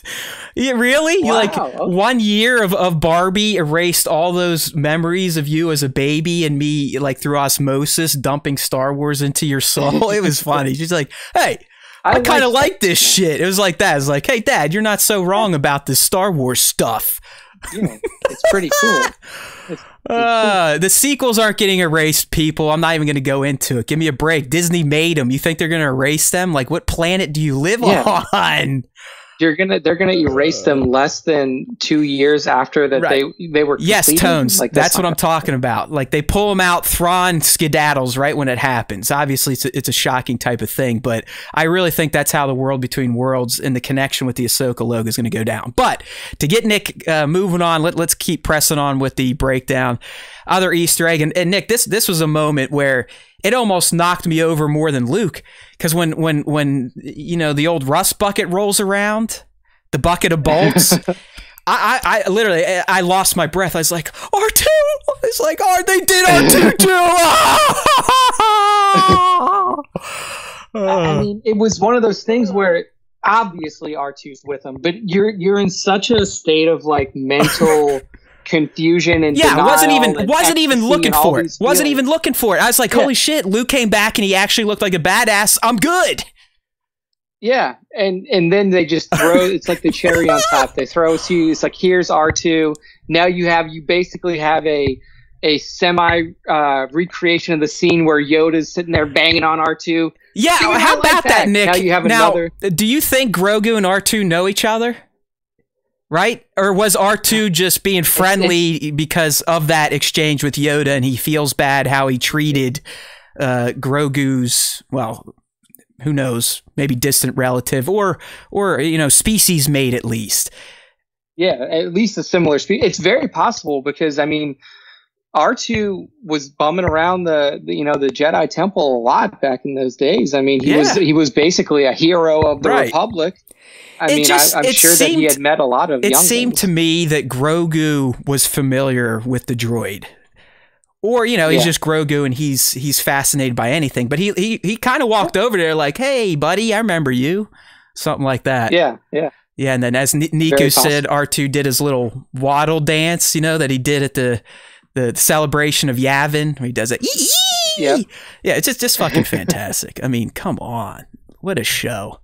Yeah. And then the stinger and our second plot hole of the episode, and that's the fact that Bib Fortuna is back. As of this past weekend, the official Star Wars databank still had him dying on Jabba's sail barge. So this is a plot hole. Bib Fortuna was on the sail barge. I mean, he presses Leia up into Jabba, so he must have jumped off and right before Luke and Leia pointed at the deck and blew it up. But Bib Fortuna was back for a little bit, and I wish they didn't do the credits before the stinger. Because you know me, on my first viewing, Nick, I got closed captions on. I'm pausing the credits. I'm looking who played who. And I'm sitting there and I'm like, Bib Fortuna? How the fuck did I miss Bib Fortuna? It's like, what do you mean? It's like he would have been very obvious if he was on that I was like, how did I miss that guy? How could you miss Bib-ass Fortuna? And then, sure enough, we get that dome. You see the palace and the twin suns and his fat ass on a new throne. I mean, who knows if he took over the Hutt cartel, if he's got his own bounty hunting thing going, or if he was just hanging out with Weequay. But it is a plot hole, so oh well. I mean, this is an easily fixed one because we didn't see him die on screen. So I guess Jabba the Hutt could still be alive too. No, we saw him die on screen. He died on screen. But Salacious Crumb could come back. The Rancor Keeper could come back, any of them. Obviously, Jabba's singers were there, the one that was flirting with Boba. It was nice to see Fat Bib, and he's played by Matthew Wood, who is a big time sound designer for Star Wars. I believe he also voiced Grievous in the movies. He's done a lot of the cartoon voices, so that was fun. Even the way they shot the Stinger, Nick, direct mirrors of Return of the Jedi. Like the screen I got now, no different than when Bao shows up with Chewbacca, right? Like someone's like, and he pushes him down the steps. Somebody, falls down the stairs. Here we had Fennec blasting someone down the steps. Dude, was it just me? But like, I don't know if you were doing this too. During the Stinger, they're walking, and they walk over. It's the Rancor pit fall. Yeah. Like I was sitting. I was like, don't stand on that. Right. I was saying like, does Bib still have the switch? I mean, he is sitting on the actual throne with a new throne, I believe. But does he still have the switch there, like the with his arm? I was waiting for that to happen. But even as some of the live streamers are saying here, the girl, that was the one Boba was, getting close to in the special edition of Return of the Jedi. I'm not a fan of those edits. I hate the CG singer they added in there. I preferred it when it was just Nice Noodles doing her thing, but hey, whatever. I'm with Tones. I didn't take a shot of them because we've seen Gamorreans earlier in the season, but the Gamorrean guards looked off. They look emaciated. It's like they're not giving them enough fucking frogs to eat or something, because they don't look as rotund and portly as they did in Return of the Jedi. Yeah, I mean, maybe Bib's eating all the food because he's definitely put on a lot of weight. He's trying to mimic his former boss to a T. I mean, the diet went out the window, exercise went out the window. But Nick, apparently, right here, yours truly, even though we failed on a lot of our predictions for the few remaining episodes of the Mando, I mean, I hit on the fact that Din and Gideon would duel with the spear and Darksaber. I mean, you'd basically have to be brain dead not to see that coming. Yeah. But thanks to Figure Fucking Hurts, and I do appreciate the reminder, because I tell you people all the time, I don't know if you believe me, most of the stuff I say on these shows, I completely forget the moment Nick and I stop talking. But apparently, when we were recapping S2E1, according to Figure Fucking Hurts, I not only set up the fact that Bib Fortuna was still alive, but that he and Boba would interact again, and that Boba would ultimately take over Jabba's palace. Wow. Like, I'd have to go back and listen, because I can't even remember that. Right? I'm like, are you serious? So I know Figure Hurts was in the chat. I don't know if he can come in now and just kind of confirm this. I'm not making it up. I was prepared to come into this episode defeated with our predictions, because as Nick said, Kamino was terrible. We all thought Grogu would still be in the mix. But apparently, back when we recapped S2E1 on this very show, right here, one of the greatest Star Wars fan speculators of all time predicted the beginning of the Book of Boba Fett. There we go. I will go ahead and let the cheers commence. I'm just going to say that the whole series itself was inspired by that speculation. Like, John and Dave hadn't even thought of it. There you go. They sat down, they listened to the show, and they were like, you know what, this guy Matt, he's on to something. They're like, hey, Kathy, green light this motherfucker. We're doing it. Yeah. We don't even need to write a script yet. It'll write itself. Look at Bat saying I need to write it down. I don't need to write it down. I spewed it out. Go look at the episode. It's there somewhere before the internet decides to delete this stupid ass show. Yeah. Yes, thank you, Arc Lieutenant Jesse. We finally, that's what I've been looking for. We got nice little emojis of the little party horns. It's the sound of happiness, as they say. All right, but yeah, I hit sometimes, so tell other people and get them in here. It's like I said when I was talking to Michael. This show's like heroin. You get your first hit, and sometimes you're hooked. Yeah. Or you get your first hit, and you become violently ill and never want to do it again. So. Yeah, you're like, oh my God, that was a terrible idea. Why did I do that? I'm still holding out hope that the Lauren Mary Kim interview is on for next week, because that is going to be awesome if she commits. She did commit. I just hope she sticks with it. All right, continuing on, obviously, then we get to see the beginning of the Book of Boba Fett, which we now know is a standalone series, and I'll get into that after we send Nick on. Best moment stuff.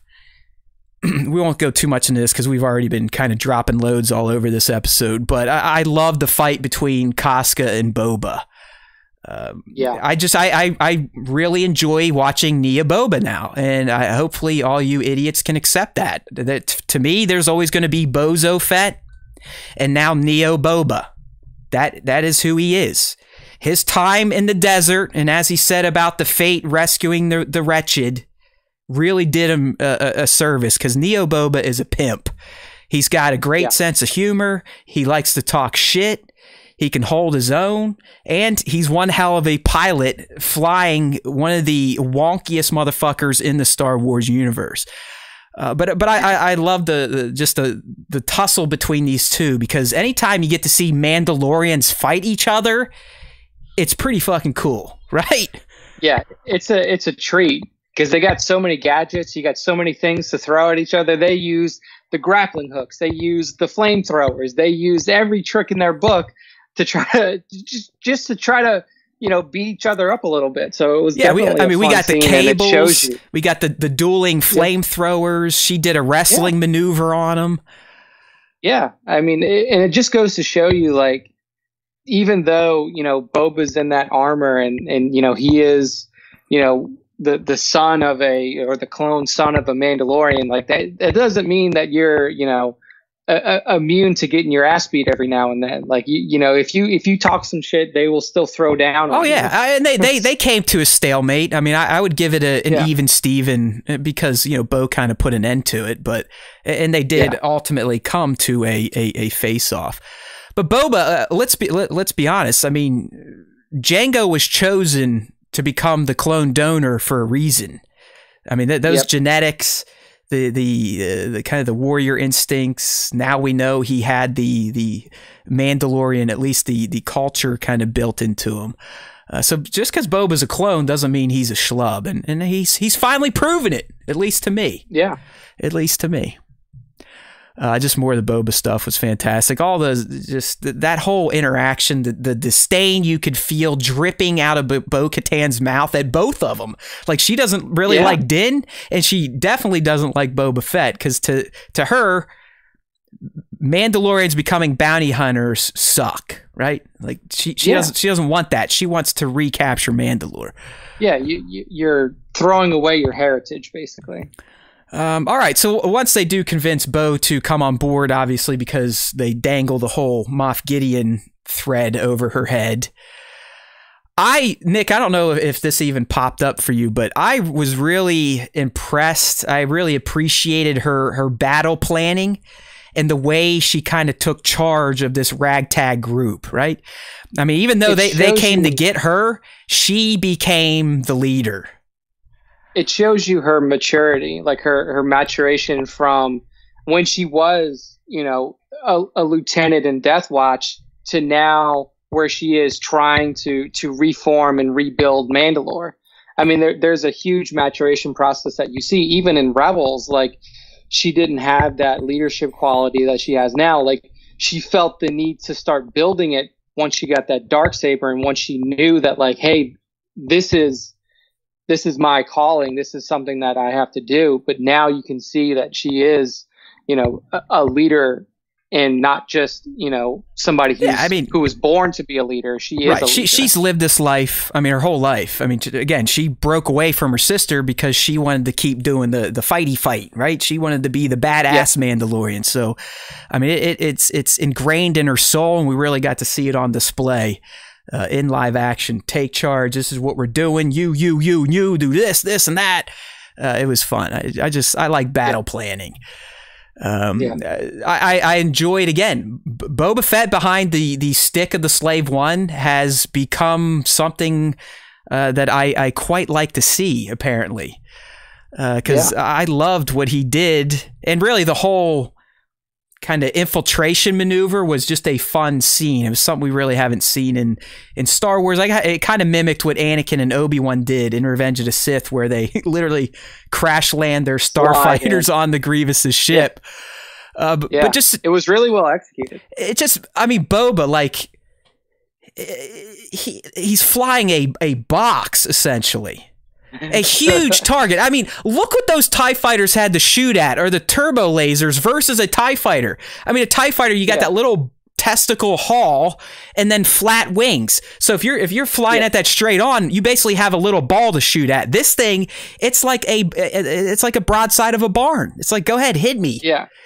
Yet he avoids all their fire. He's doing those, barrel rolls, shooting them from behind. Just epic shit. So, Neo Boba, you're our guy. I, in particular, loved that they basically told Axe Wolves to go beat it so we could have this female hit squad play out in this episode. I was going to mention that in the bar scene. It's like it's interesting that they just kind of like, hey, Axe, why don't you go handle something else? Yeah, and apparently Simon Cass, or whatever his name is, the actor, is like, don't worry, we'll address where my character is at. I don't know if that's like, hey, I sexually harassed people on set and they cut me, or I'm as dumb as Gina Carano and started doing stuff on Twitter, or if we will rejoin Axe, and I'm guessing we will in season 3. But Rangers, yeah, but he or something. Yeah, he pretty much said like, there's a reason Axe wasn't there, and the reason is so we could get a band of 4 Star Wars females kicking ass and taking names. I know some people probably rub them the wrong way because only men can do stuff in Star Wars heroically, apparently. But seeing the 2 Mando women lead, and then Cara and Fennec behind them, if this is going to be the makeup of the Rangers, I'm all for it. Yeah, that's all thumbs up from me. It's badass shit. I love the women of Star Wars. They're kicking ass and taking names right now, and I'm a big fan. That whole like bridge scene where the Mando chicks kind of peace out, and then you see them rise up like rising phoenix, their asses, just fantastic. All right, Nick's favorite moment of the episode, because it keeps up with his portrayal of Din, and that's the fact that Din again became a human punching bag thanks to his Beskar armor. But in all seriousness, it was a good duel. I mean, the guy by himself took down a Dark Trooper. Without the Force, you gotta give him credit.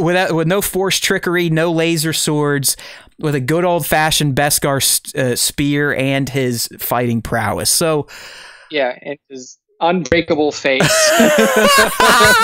That scene where I was just sitting there, I was like, I wonder if just like maybe just the visor will crack or something, but no, it's just boom. Yeah, boom, boom, I was like, man, are they going to crack the visor at least? What is that visor made out of? Did they somehow get Beskar into the visor? Because the way Robo Boy's hitting it, I mean, it looks like it's at a pressure point.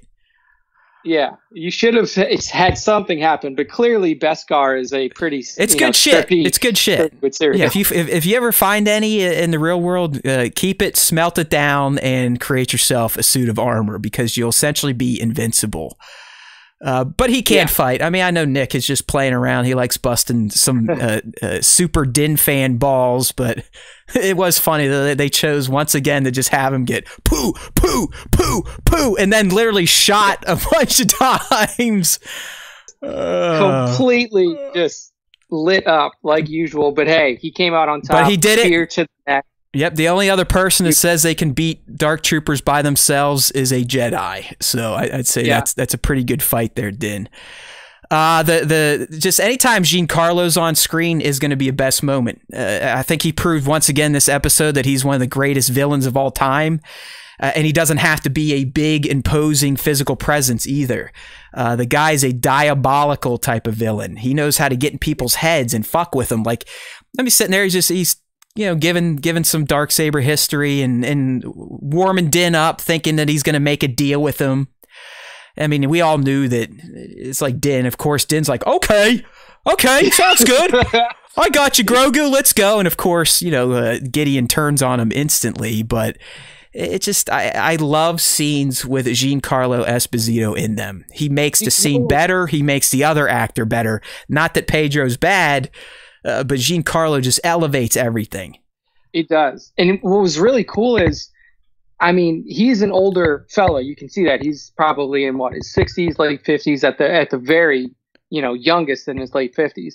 And I think that at least in most of that fight, especially right in the beginning when he attacks, like that is him taking those swings and being really physical in his stunt work. I mean, that was pretty impressive. Yeah, and I guess we should just start taking Giancarlo at his word. Yeah. Because he telegraphed this. He's like, listen, I fought, and I fought so hard I broke 2 of the damn things doing it. So I think you're right. I mean, I think he did most of that fight. I'm sure they had to dub someone in there for a few of the more quicker, more twitchy type of movements. But yeah, he's fantastic. Really, the duel between Din and Gideon was great. It was great. It was a nice moment for the hero. I'm still thinking Gideon planned to lose. I think the idea of setting up the beef between Bo and Din was always in the back of his mind.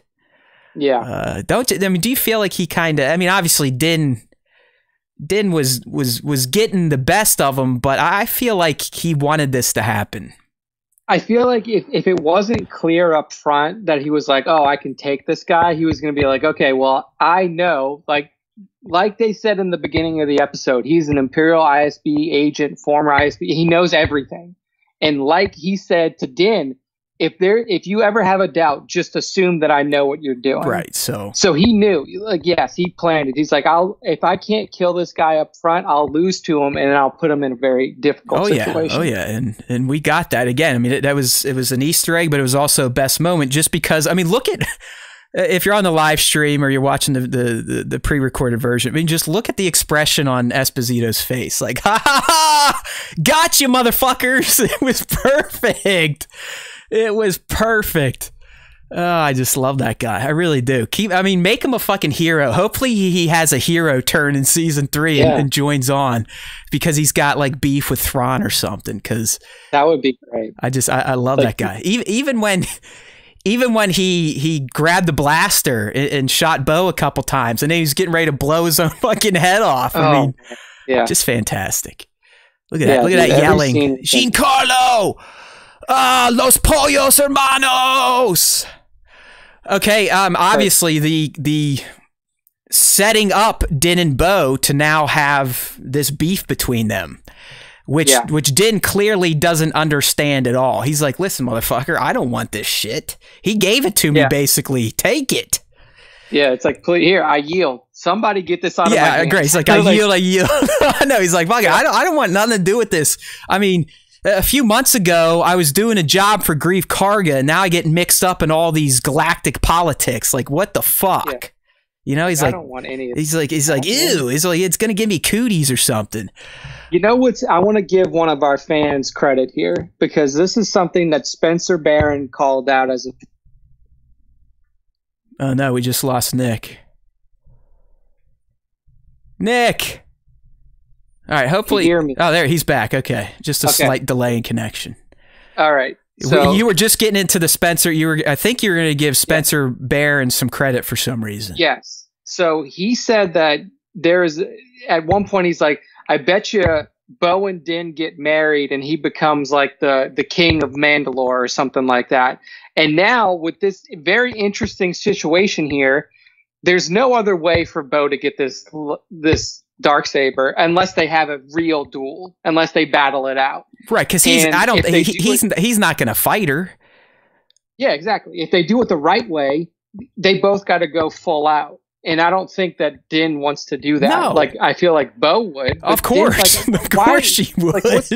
Like, Bo's like, I mean, Din's like, what's the point? Like, just take it and get it out of my hands. The only other way for her to be in any sort of leadership position in the Mandalorian culture now is probably through marriage. And if her and Din are a deal, then she is the queen of Mandalore or something like that. There is something there. I think they'll figure out a way to possibly work out this plot hole that they've created, but it's interesting because I mean look at Katie there. Like you could tell as we saw Gideon's expressions, you could tell that he won because of Bo's reaction. She was just like, fuck. Where did you get that? Why did you not bring him to me? Like, she even said, like, Gideon is mine. And it was for this reason, which I obviously wasn't even thinking about, because we didn't hear about you can only get through combat since the Clone Wars, because it was glossed over in Rebels. So it was a good moment, and it's obviously going to set up some of the threads that need to play out now in season 3. And here it is, man. The moment where it finally registered for me, I kept wanting to fight it. I kept saying, no, say it ain't so. Say it ain't so. Not because I didn't want it, just because I did not think they'd do it. But when we finally get him, he extends his right arm. You see the black glove, but more importantly, you see the hilt of probably my favorite lightsaber in all of Star Wars. And that lovely green, the vibrant green. And you just go, a fucking men. It was a beautiful moment, and it was for all of us who were sitting there and we're trying to poke holes in our own logic. We're like, it could be this, it could be this, it could be this. That was the 100% confirmation moment. You see the glove, you see the green, you see the hilt, and you're like, it's Luke. That was the it's Luke moment. Like, there was no other possibility of anybody else it could be. It was Luke there. And that moment, I mean, this moment right here changes Star Wars television forever. Forever. Because now the world, the universe is your oyster if you are a Star Wars TV creator.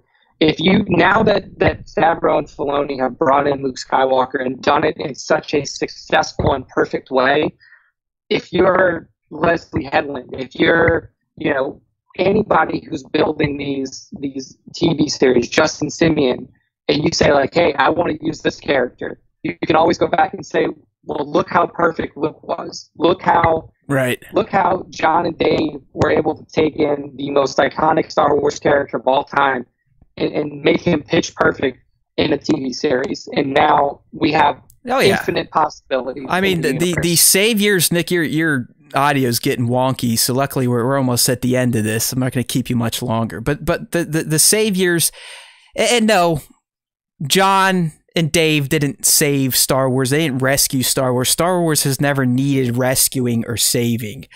What they have done is added some of the magic and excitement back to it.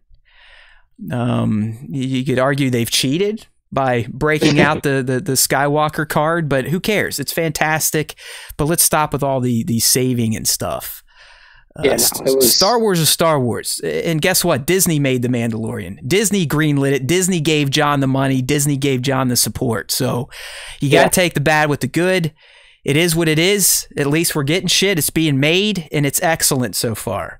And this next scene, too, you can thank Disney, because this is basically a scene recreation from another Disney Star Wars movie. You get the parallel of the father-son moment. You get the hallway moment that we got in Rogue One, except now it's with a green lightsaber against droids. It was perfect. It was a clear mirror. I mean, when I was watching Luke's action play out, I mean, you couldn't help but think of his father, especially against droids. I mean, the parallels were just in your face, because we've never seen Luke Skywalker this way. Think about that. We've all imagined what he could have become after he declared himself a Jedi Knight, just like his father. We never saw it. This is it. This is the first time. This is the first time you see him wielding a lightsaber like his father, mowing down a legion, 2 platoons of dubstep dark troopers, using his dad's force choke grip at the end on the last one. Did anyone else notice that? That was the old, just, I mean, unbridled Jedi Knight Luke. I thought I was getting excited to finally unlock JKL and Star Wars Galaxy of Heroes. But then we get him in live action being a badass, mowing down droids just like Poppy. Holy shit. It was beautiful. And all the more like bolstered by the fact that you saw Din fight one of these things and almost get his face crushed in, and Luke just walks through them. It was like nothing. Child's play. It was nothing. Nothing. Yeah. I mean, he's just doing his spins. It was like a lightsaber ballet. I mean, there was no chance that he was even going to be touched. His cloak wouldn't even be singed by a blaster bolt. Yeah. And then the choke at the end. It was just epic shit. I mean, nothing I never thought I would see, especially because Skywalker Saga's dead. It's over. Luke was portrayed a certain way as an old man, but no, they did it. And it was fantastic. Like I said, Star Wars religious type of shit. Obviously, Luke, hey, I'm Luke, blah, blah, blah, I'm here. And then you see, like in this screenshot, though, like I'll go back. Can you look at that and honestly say that looks bad? Not in a static form, but when it's moving. Yeah, I mean, you look at it, and I think if it were for longer than it was, or if we had to see him doing action with the hood down, it would have got a little goofy. A little disorienting. But Nick, I mean, that was the furthest thing from my mind when I watched this play out. It wasn't, oh, that could have looked better. I bet someone on YouTube could do this. No, it was holy shit. Luke Skywalker's back, and it was Mark Hamill. I mean, yeah, there was this young lad Max that was the body double for a lot of this stuff, but I mean, Mark got the credit. He got the de-aging. He did the voice. It was great. No, I would assume most of the action was the Max actor. Yeah, I don't imagine that it was, unless they gave Mark like the force choke moment where he's, well, all you gotta do is stand still and do this with your hand. It's like, okay. I mean, let's be real. I love Mark, but I don't think he's this fit, right? Yeah. Like, I don't think he's as tight as he was back in the 80s as most of us are once we hit our late 50s, 60s. So there was a body double used for him. And I wish I keep wanting to say Max von Sydow. I know that's not right. Yeah, no, that is, it's like Max Lloyd or Max von Lloyd. I mean, he's a good looking young dude. He almost looks like Hayden Christensen, to be honest with you.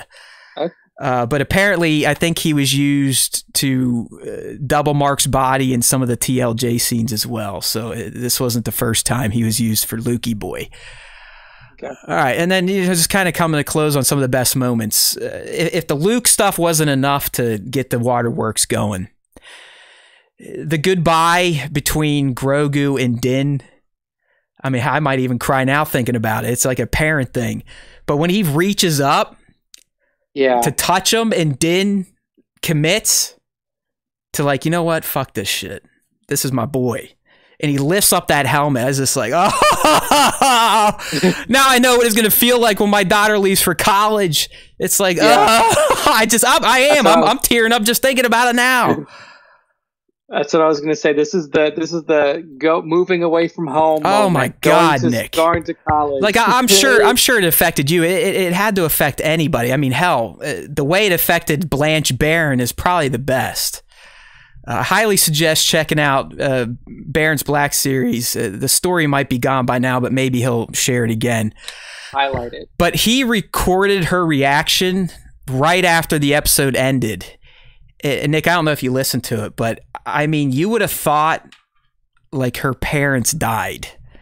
It was, just sobbing. And I'm not making fun of her. I told Spencer I loved it. I thought it was cute as hell. It was very heartwarming. But she's like, he's gone. Grogu's gone. He's never coming back. I was just like, yes, that is the type of Star Wars fan I love. Someone that loves this stuff so much it becomes a part of your life.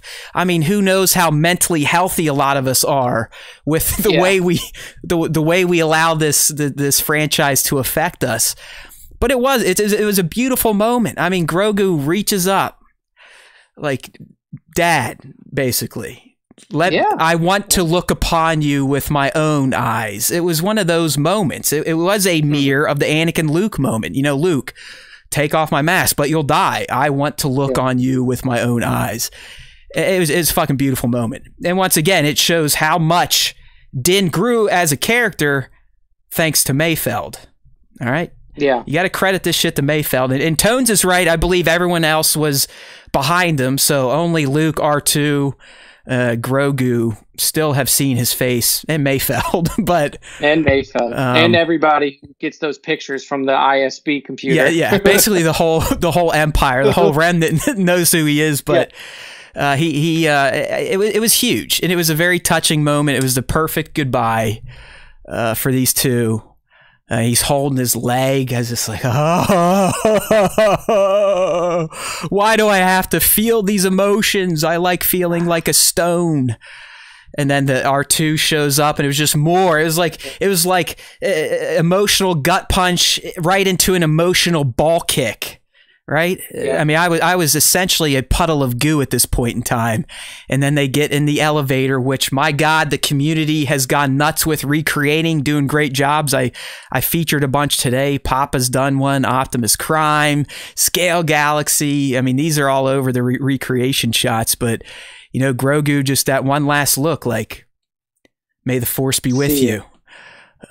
Just epic. And then obviously the stinger at the end was great, and we get to we learned what the next series was going to be, although Favreau kind of blew all that up yesterday, Nick, because he's like, well, yeah, I know Kathy announced 10 in the Book of Boba Fett. I guess that's 11. So either they're not on the same page, or there is another show that they still have not revealed. But the Book of Boba Fett was, as Nick and I were thinking, this was number 10, and John said that they did hold it back from the Disney event for this moment, and it paid off. And, you know, the way that this ended was obviously, like Matt and I kept saying, was completely just different than we expected. Like we thought that this series was basically going to be like a father-son show, where you see Din and you see Grogu and the growth and all of the things that come along with it. And it took enormous courage. It took huge balls for Favreau and Filoni to basically say, like, hey, this is the thing that brought a lot of you here. This baby, you know, the memes, the people who were disconnected from Star Wars didn't care, and then came in because we have this cute little baby now. For them to say, like, okay, we've told this story now. It's time for us to go in a different direction. It's just it took such huge balls, because you don't know what the fan reception is going to be in season 3. How many people were here just for Grogu? Yeah, how many Blanche Barons are there? Right? Yeah, the way that they did it though in this season was perfect, because if you watch it from beginning to end now, you can see, like, he's not in it as much. Like, he's playing a little bit less of he's not as primary as he was in season 1. He's not as upfront as he was in season 1. There's episodes where he's not shown at all. And then he leaves, and they were preparing you throughout the season, like, hey, get attached to these characters. No, you're right. You're right. And I think Favreau may have tricked us a bit when he said, hey, season 2, we're going to start getting into more of the Game of Thrones. We may not follow Mando. Obviously, that wasn't the case. But I think what he was meaning to say was, once we get beyond Grogu, the show's really going to open up. Because it's no longer, the focus is no longer Din and the child. It's Din is now a part of the grander scheme of things, especially with what's going on with Mandalore, Bo trying to retake it, and Gideon's hand in fucking it up. So you're right. It is a ballsy move to get rid of him. There probably will be some fans that just wanted the child, even though the show was always billed as The Mandalorian, and we didn't even know the child was going to be in there until S1E1 dropped. I understand that, though. I mean, he was such is an iconic character, and it's like I said, he's not gone for good. We will see Grogu again, be it season 3 or just to check on him before the show wraps. But it was another ballsy move by those guys. But at this point, John, Dave, and the cast and crew that they've hired should be trusted with anything. They are the same teams that are going to be behind Ahsoka and Rangers. John is going to be the showrunner on Rangers. We learned that Dave is writing Ahsoka currently, and that will be more of his project. But they're going to split the 3, or the 4, essentially. Book of Boba, because they're bringing in Robert for that.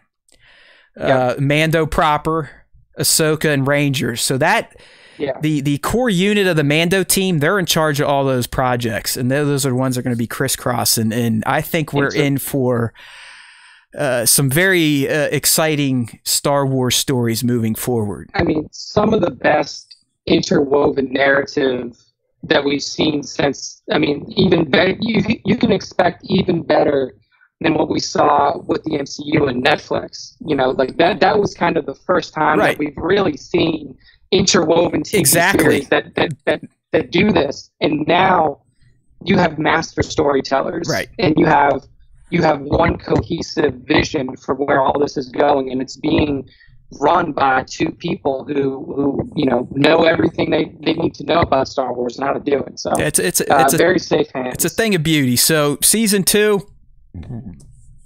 I mean, season 1 was fantastic. Season 2, in my mind, blew it away, which is just a sign of an excellent show that is probably going to keep compounding on its excellence as it moves forward.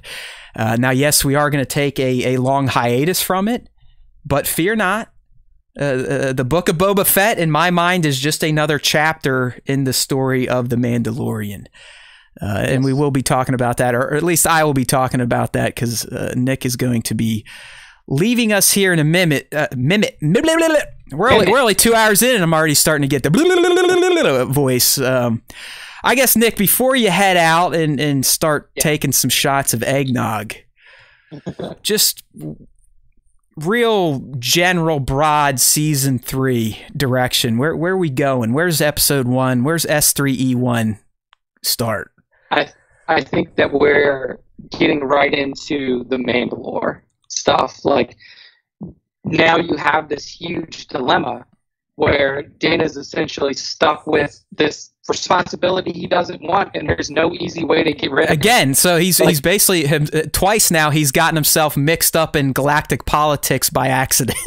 by accident, yeah. And I mean, it's not like he can just say, well, like, I'm not a Mandalorian. Like, he is Mandalorian. Like, from day one that we've seen him, like, I'm a Mandalorian, I follow Mandalorian Creed, all this stuff. So it's not as easy as saying, well, here, just give it to somebody else. Like, they now have to get to some sort of agreement or some sort of, way that he either becomes the leader of Mandalore or Bo becomes the leader of Mandalore. So I think that season 3, at least in the beginning, is going to be heavily focused on this new conundrum that him and Bo are in. Yeah. And how does this get resolved?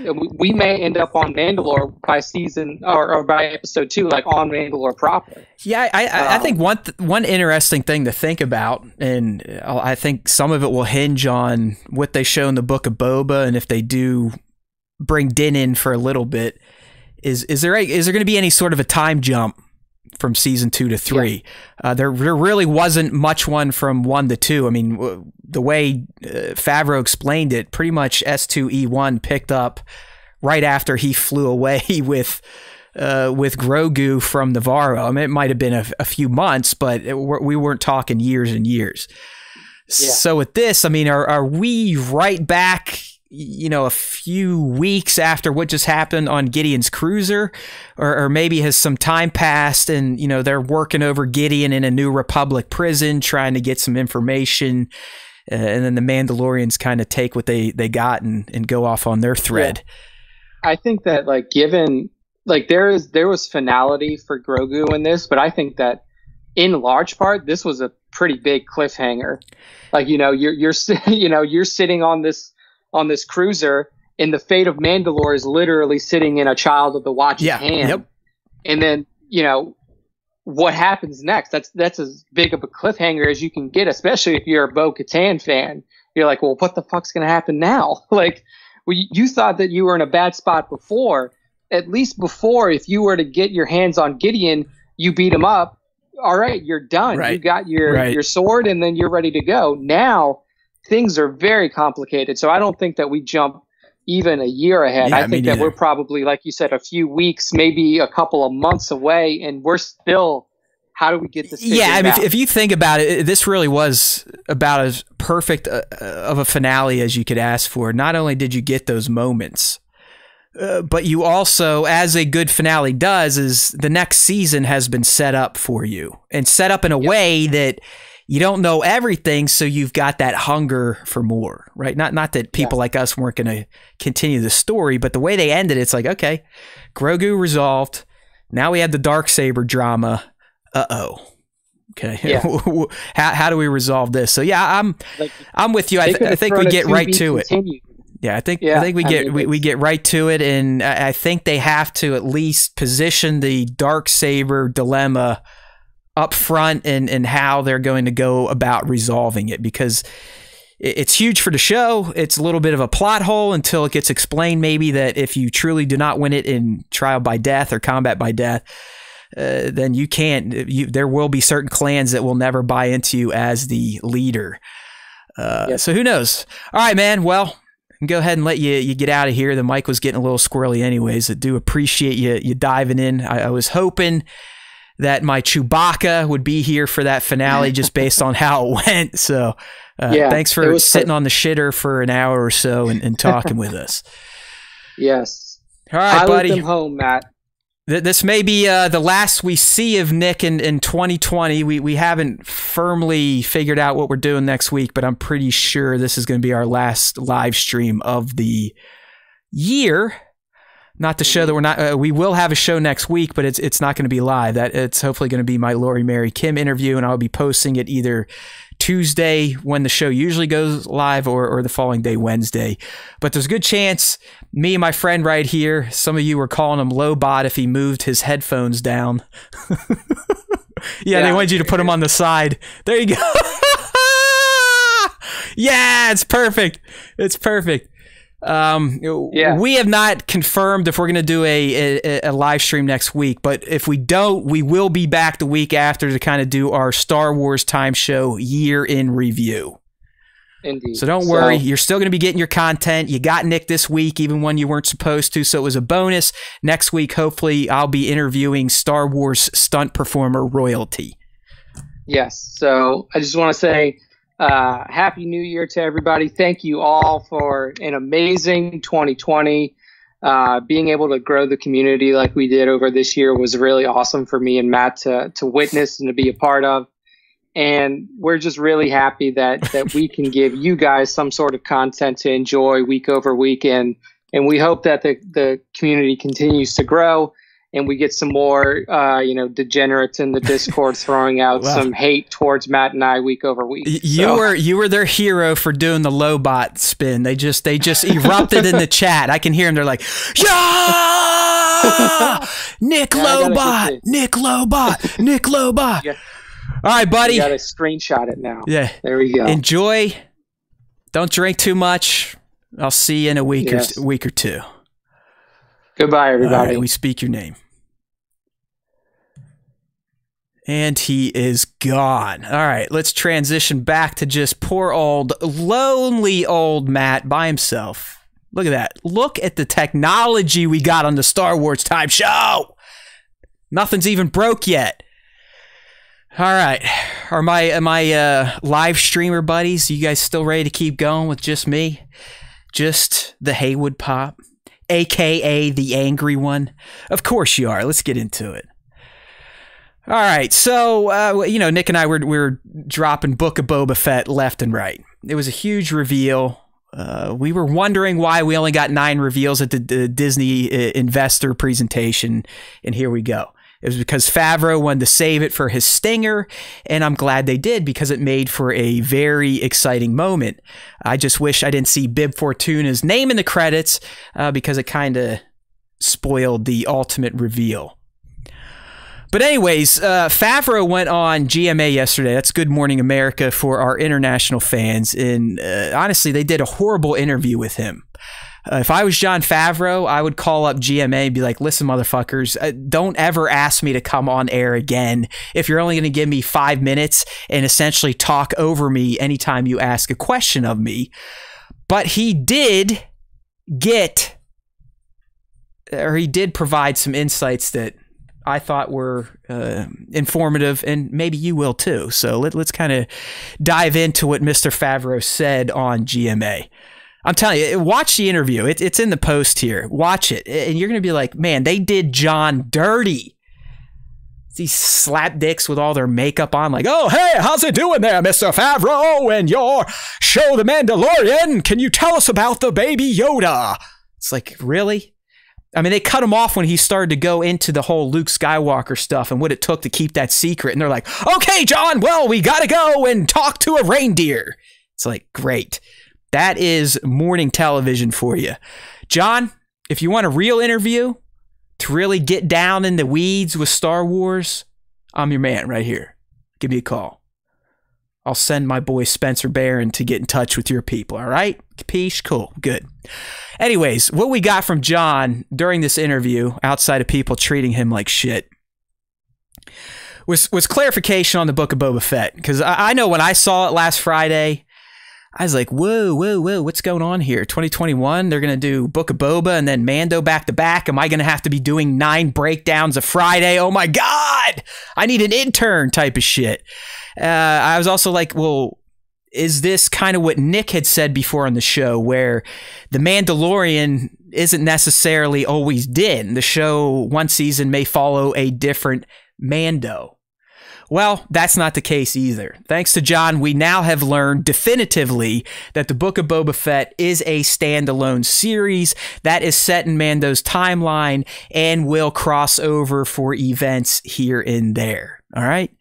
So this is how Favreau summed that up. So, the Book of Boba Fett is actually separate from The Mandalorian Season 3. But what we didn't say in that announcement is the next show coming up, Kathy said the next chapter, and that's going to be The Book of Boba Fett. And then we go into production right after that with Season 3 of The Mandalorian. Back with the main character that we have all known and loved. So The Mandalorian Season 3 is going to be pretty soon following the Book of Boba Fett. So we're working on The Mandalorian Season 3 pre-production now while we're in production on Boba Fett. Okay, so there's some stuff to parse out here. Book of Boba Fett is a standalone, and this is the next chapter of The Mandalorian that Kennedy said we were getting, December 2021. We are not getting Mando S3 proper in 2021. Okay, hope everyone's clear on that. As John says, the Boba show is in production right now, meaning they're doing principal photography. They are shooting it. All right, then they will edit it, and then it will release December 2021. Mando S3 proper is in pre-production. This is doing the writing. This is casting new characters. This is looking at concept art. This is trying to figure out what new sets they'll need, so on and so forth. So you're for damn sure 2021, December, we're only getting the Book of Boba Fett. There will be no Mandalorian proper. That's not to say we might not see Din show up in the Book of Boba Fett, but we are not getting Mando S3 in 2021. As Nick and I were spitballing it, we're thinking at best Q1, Q2 2022, more than likely towards the end of 2022. But you got to start thinking about Disney Plus and their plans and how they want to entice people to keep paying month to month. I highly doubt once all these shows kick into gear that we're going to get Ahsoka on a Friday, Boba on a Friday, Mando on a Friday, Rangers on a Friday. They're probably going to air in their own pockets of time, meaning the Book of Boba Fett will air December to maybe early January based on number of episodes. Then we'll get a break, and the break may be filled with a Marvel show, or it may be filled with The Bad Batch or one of the existing shows that we know is coming out in 2021. If not, you should expect anywhere from 6 to 8 weeks before we would get the next Star Wars series to air. What I'm trying to say is I highly doubt we'd ever get Book of Boba Fett leads right into Season 3 of Mando, which leads right into the first season of Ahsoka. They're going to space these things out, people, for the almighty dollar. But it was good to get that confirmation that Book of Boba is its own thing. It's still a part of the Mandalorian universe and the timeline, but Mando S3, sadly, we're probably not going to get that until sometime 2022. Which is a bummer based on what Nick and I just said about the ending. I mean, there is a pretty big cliffhanger right there, so I'm still guessing we'll get hints of what Din and the rest are up to in the Book of Boba Fett. Now, in terms of the Book of Boba Fett and what I think we're going to get out of it, and I think Tones mentioned something in here, because they are calling it the Book of Boba Fett, which we could argue The Mandalorian is a book itself, as we have progressed chapters from 1 all the way to 16 now. So it looks like we got the Book of Din, we got the Book of Boba.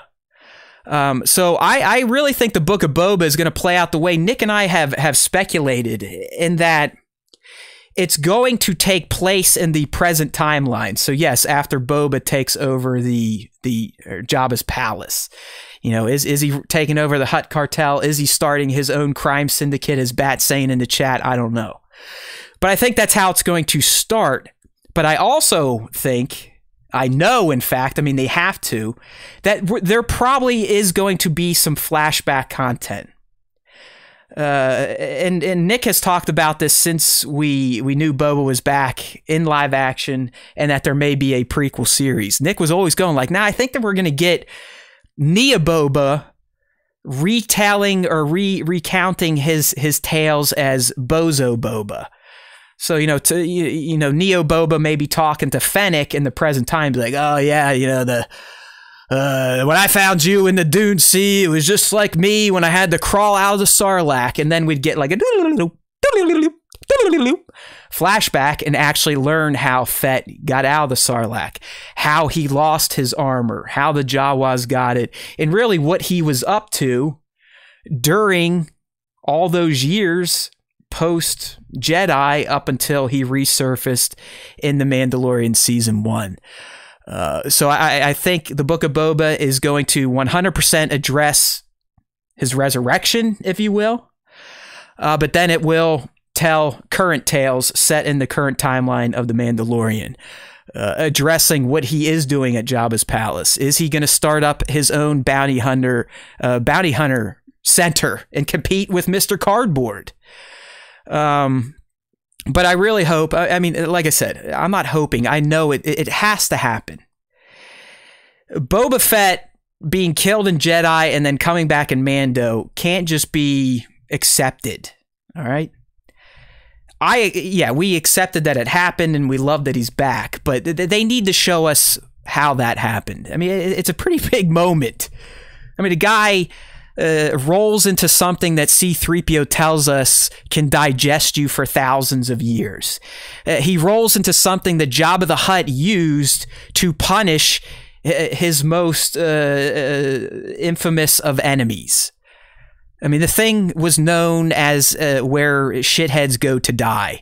So how did he get out? That has to be addressed in the Book of Boba Fett. But I think the majority of the Book of Boba Fett will be in the present timeline, maybe getting some flashbacks here and there with lessons with his dad, lessons with other bounty hunters. This could be where Boss comes into play, IG-88, or a Singh. Maybe we finally get the Cad Bane resolution that we should have gotten Clone Wars and how Boba gets the dent. So I think outside of how did he survive the Sarlacc pit, we could get little hits, little flashbacks of Boba's career that shows us why a lot of you told me that he was such a badass, right? Maybe we'll finally get that in live action outside of what we've already seen in Mandalorian. So I think it's going to be a mix of flashbacks to get some Fett lore, but also present timeline to see what he's up to and how his path, how their story, he and Fennec, could cross back in with Din's story and Ahsoka's and the Rangers. So someone that was not a huge Boba Fett fan coming into this season of The Mandalorian, I am now a believer in Neo Boba. I'm excited for the Book of Boba Fett. I think it could provide a nice change of pace next year. Instead of Mando S3, we'll get a different look. We'll see more of the world that John and Dave have told us they've been weaving and creating and building based on the success of The Mandalorian. So yeah, Arc Lieutenant Jesse is, maybe we'll see Han and Chewie. Yeah, maybe. I mean, like I said, I do think there are plenty of opportunities to give us flashbacks of Bozo Fett kind of earning his reputation. But we have to see how he survived. Even if it's a 5-minute deal like we got with Cobb, that's fine. but I am not going to accept it. Hey, he made it out. Who gives a shit? No. Some other interesting things we got here from John in the interview is the fact that I mentioned this with Nick, but he kind of set in stone that Dave Filoni, he's kind of the main guy on the Ahsoka series. Duh, makes sense. And apparently he's currently writing Ahsoka. And that John himself, he's going to kind of be the showrunner on Rangers. And on the Book of Boba, it's going to be John, Dave, and Robert Rodriguez helping out with that one. So I think having Robert mixed in with the Boba Fett series, especially based on the interview we talked about a couple episodes back where he's like, hey, the Boba was my guy when I was little. That's why I was so excited to learn that I was going to get to play with him in my episode. And with Rodriguez kind of being the action-y type of guy, I mean, he's the one, by the way, that made Neo Boba the badass with the gaffy sticks. So I think Robert Rodriguez being involved with the Book of Boba is excellent. A lot of good stuff here. A lot of good stuff coming up on Disney Plus. And thank you, Mandalorian, for allowing a lot of this to happen. All right, on a sad note, as we're talking about the character Boba Fett, I just wanted to mention, I mean, obviously, Star Wars fans knew this happened, but the original Boba Fett, Jeremy Bulloch, the actor that first donned the armor, I don't know if he screen tested in the prototype Fett armor, but this is the guy. Mr. Jeremy Bulloch passed away at the age of 75, which seems young. I don't know if it was COVID related. Apparently, he had Parkinson's pretty bad. It didn't sound like things were going well for Jeremy as his life was coming to a close, but he's someone I never interacted with. I mean, I wasn't a fan that liked collecting signatures and whatnot. Not saying that that's odd. I know there's plenty of you that like to do it, like to do the picture moments. I know Tones has met the guy a few times and said he was just a gem of a human. So 2020 continues to just be a galactic size kick to the dick. I mean, old people do pass. It happens, but it just seems like this year, a lot of the actors that kind of brought Star Wars to life when I was a kid, some of us older Star Wars fans are a kid, are moving on. I mean, we're down to just Mark, Harrison, and Anthony, I believe, from the main characters, and Billy D. So it's getting there, but that's what happens in life. You know, we're all just fucking meat bags that eventually rot to death. I mean, let's be real. We die. But Mr. Jeremy Bulloch, we speak your name. Thank you for bringing the character to life. Look what he has turned into. I hope Jeremy at least got to see Boba come back before he passed away. You never know, but we have lost another Star Wars legend, and as Nick did in kind of his little tribute piece, Hamill dropped a tweet for him. Daniel Logan, the young Boba Fett actor, Billy D, Ming-Na Wen, Greg Grunberg. So, I mean, a lot of people, a lot of Star Wars royalty was out there to honor Mr. Bulloch, as we do now on the Star Wars Time Show, with a moment of silence. May the Force be with you, Jeremy Bulloch. As I said, we speak your name. Alrighty. This is more of just a PSA for my friends, for other Star Wars superfans like myself. But the Disney Gallery, The Mandalorian, the Season 2 version, is going to debut this Friday on Christmas, December 25th. It said it's a brand new special, so I don't know if they're just going ahead and they're rolling out like an hour-long deal or a 2-hour-long deal instead of doing an episodic approach like they did the first time they did Disney Gallery for The Mandalorian. But it is pretty cool that that is happening so soon. As we remember, sorry, I got to turn off my HVAC system. It's making some noise. But as we remember last year, I don't think Disney Gallery, the first version, released for a few months after season 1. So it is nice to get this so soon because I'd assume a lot of you like to see how all this stuff comes to be. I know the finished product, thanks to the volume, it looks like magic. But I love getting the insights of Dave in particular, John, and anyone else, any of the directors. Oh my God, sorry, Tones.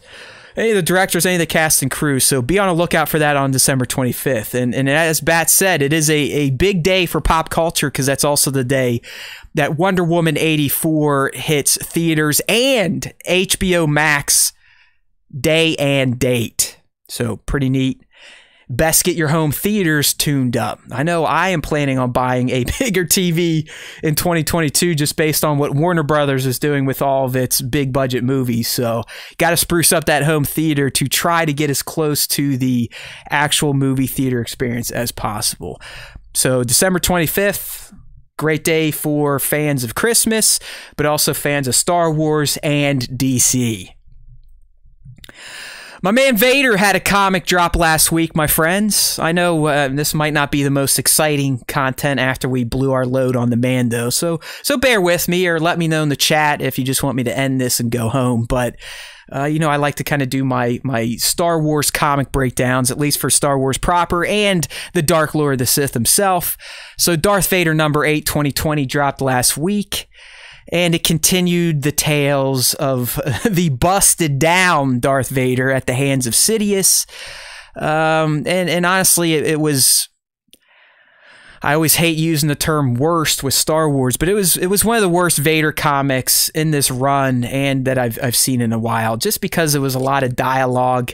I'm used to when it's a Vader comic, he's in there kicking ass and taking names, right? Not talking and playing mental chess. But that's kind of what we got in 8 as he dealt with the Webbish Bog, the Eye of the Webbish Bog. So it picked up right where 7 did.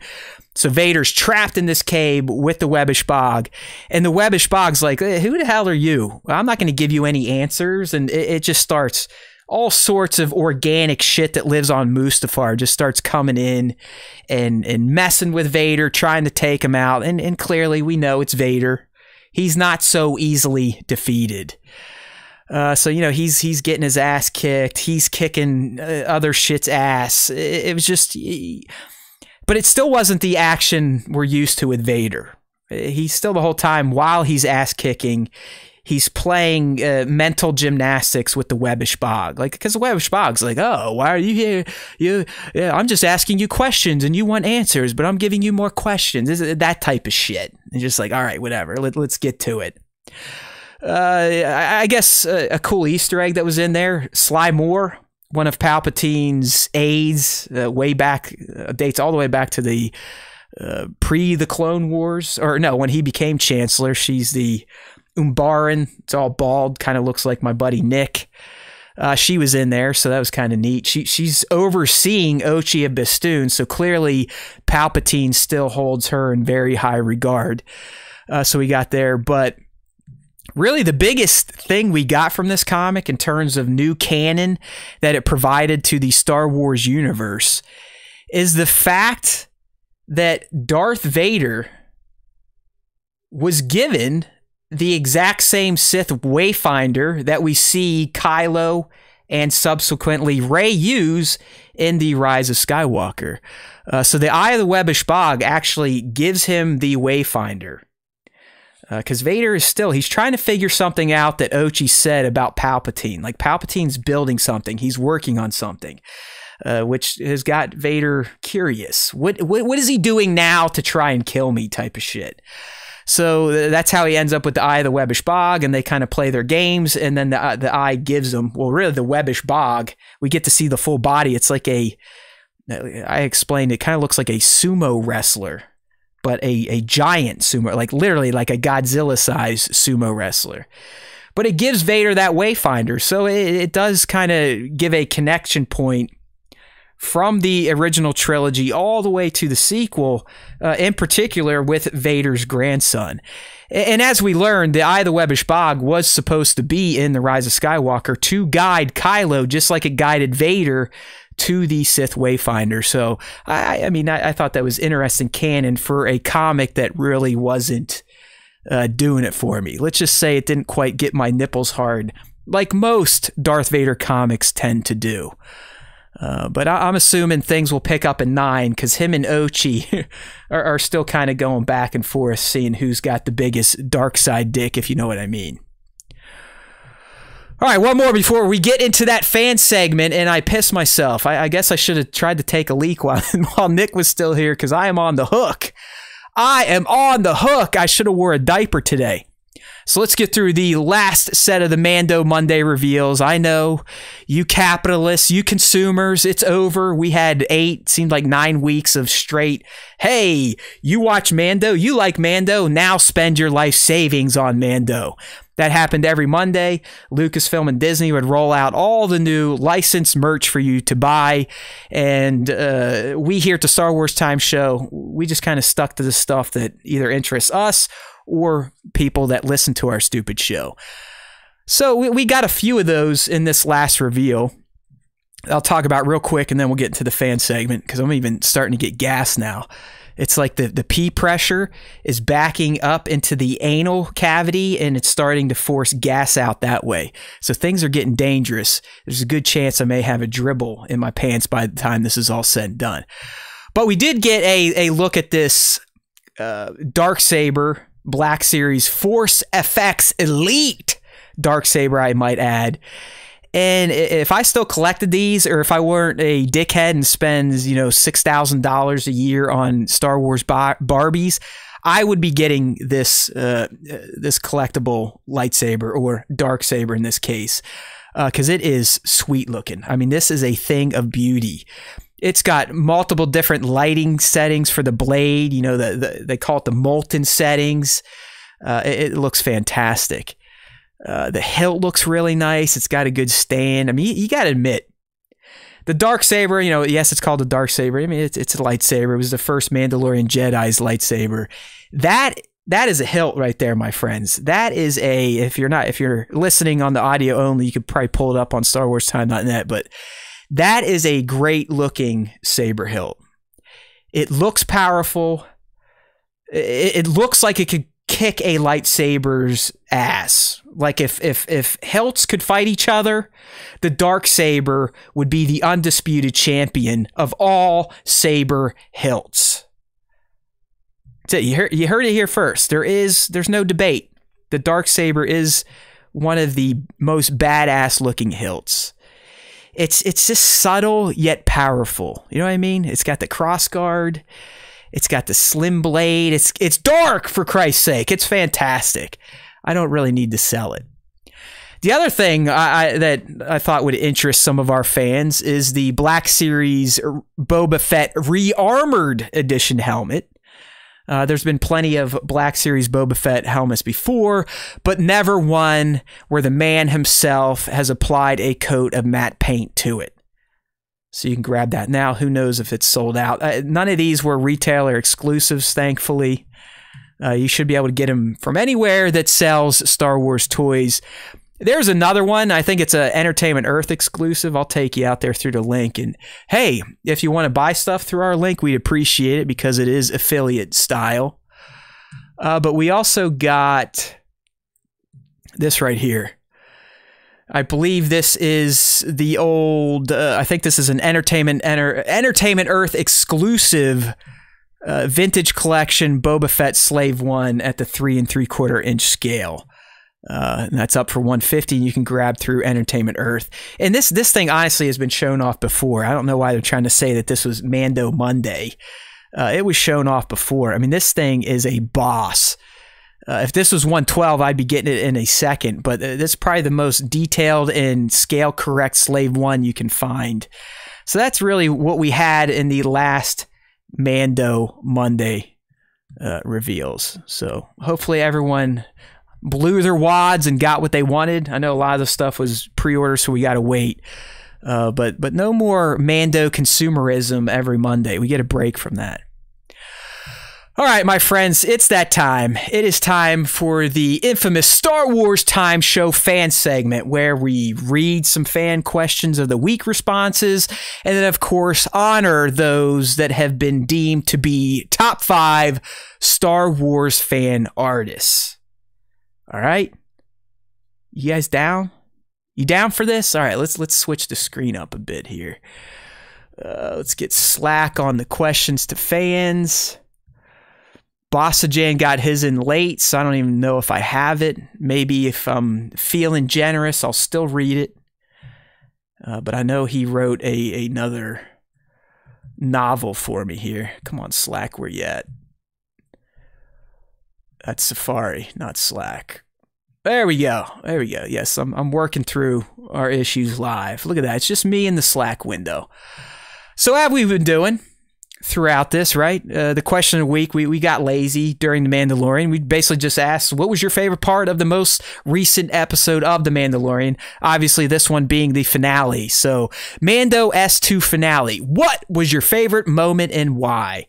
And we got plenty of responses, and I'm going to go through them as fast as I can, because I'm not kidding. The old bladder is screaming. It's like, wee-hoo! It needs to go. Heidi-ho! The Christmas poo. This one, shit. I cut off the person's name. Damn it. It's like DP Johansson, I believe. But they said, I don't know what it is, but the little head nods to leave, go on, get out of here are quietly becoming my favorite little blink and you'll miss it moments.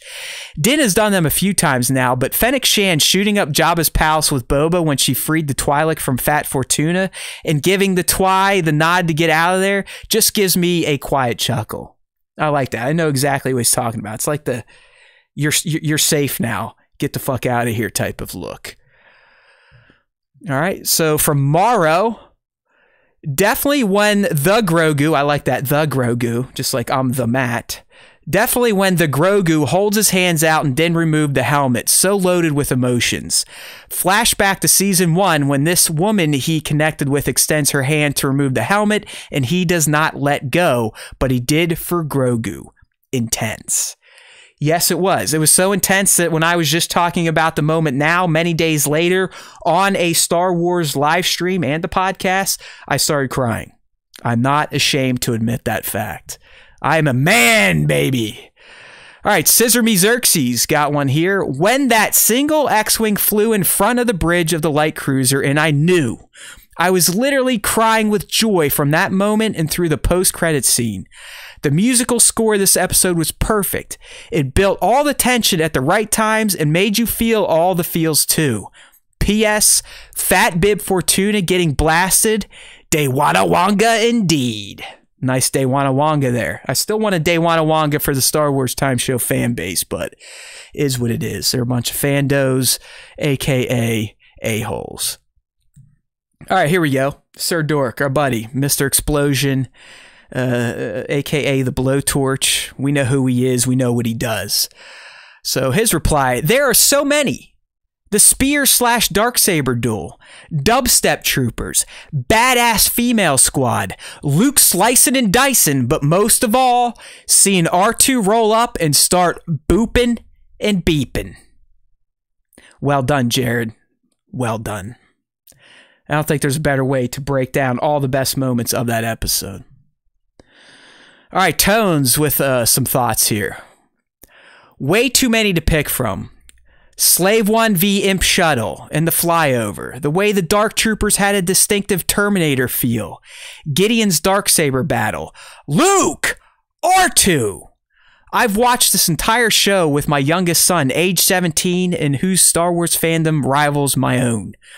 I've had many father-son moments with him, with our fandom, but ultimately, it has to be the arrival of the X-Wing. We shared a very special moment when it flew into shot. We both just looked at each other, and not a word was spoken. We just knew. It may not be the most dramatic part of the show, but I will remember that scene for the rest of my life and what it now means to me. Jesus, Tones, you almost got me on that one. Fuck. Oh, don't worry, Tones. The younger ones, they'll get it. The older you get, the sappier you get. And that was a beautiful memory to share with us. So thank you. Thank you. I know exactly what you mean. I hope to have moments like that with my own daughter. Whew, you son of a bitch. All right. Snap out of it, you pussy. You don't have emotions. Remember that.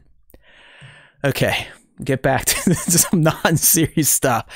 My God, Tones. I'm just like envisioning what that was like for you as a dad, and it's rough. Sorry. All right. Anyways, back to it. Snap out of it. So we got, I kind of got a twofer here because they play into each other. Burkhead Toys. A Jedi in action. That was it, and that's really all he needed to say. But then Mr. Muppa follows it up with Luke's whole fight scene and crushing that last droid like his father Anakin. Great to see him in Jedi mode. Also when the X-Wing flew in, green lightsaber, R2, ha ha ha, an emotional scene saying goodbye. Great stuff. It looks like we got a live one here from Figure Fucking Hurts. He says, apart from the obvious, when Din is getting his head pummeled, I love the mechanical way that all happened. Yes, you and Nick definitely love that. Listen to Liam, young Liam. I get it, man. I mean, I know I think you're legal now. I think you just turned 18.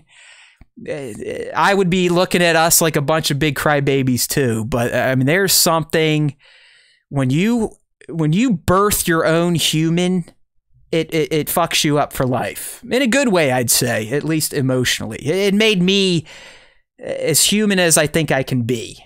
And you're talking to a guy that didn't ever want kids. So the shit does stuff to you that we can explain, and it's going to sound like cliche after cliche after cliche.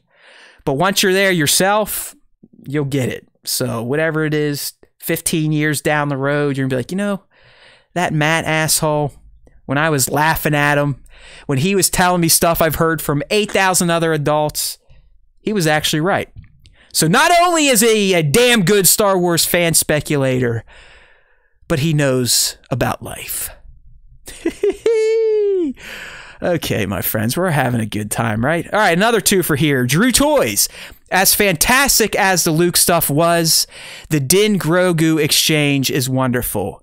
I'm not falling for it again, Drew. I am not going to start crying for the third time on this podcast. It's not happening. Okay? So stop it with the Din goodbyes. Oh, of course. And then EKU Rory comes in with another one. Din taking off his helmet. It's as if they knew that was my soft spot. Seeing the hand reach up like, I'll miss you, Dad. Oh, beautiful stuff.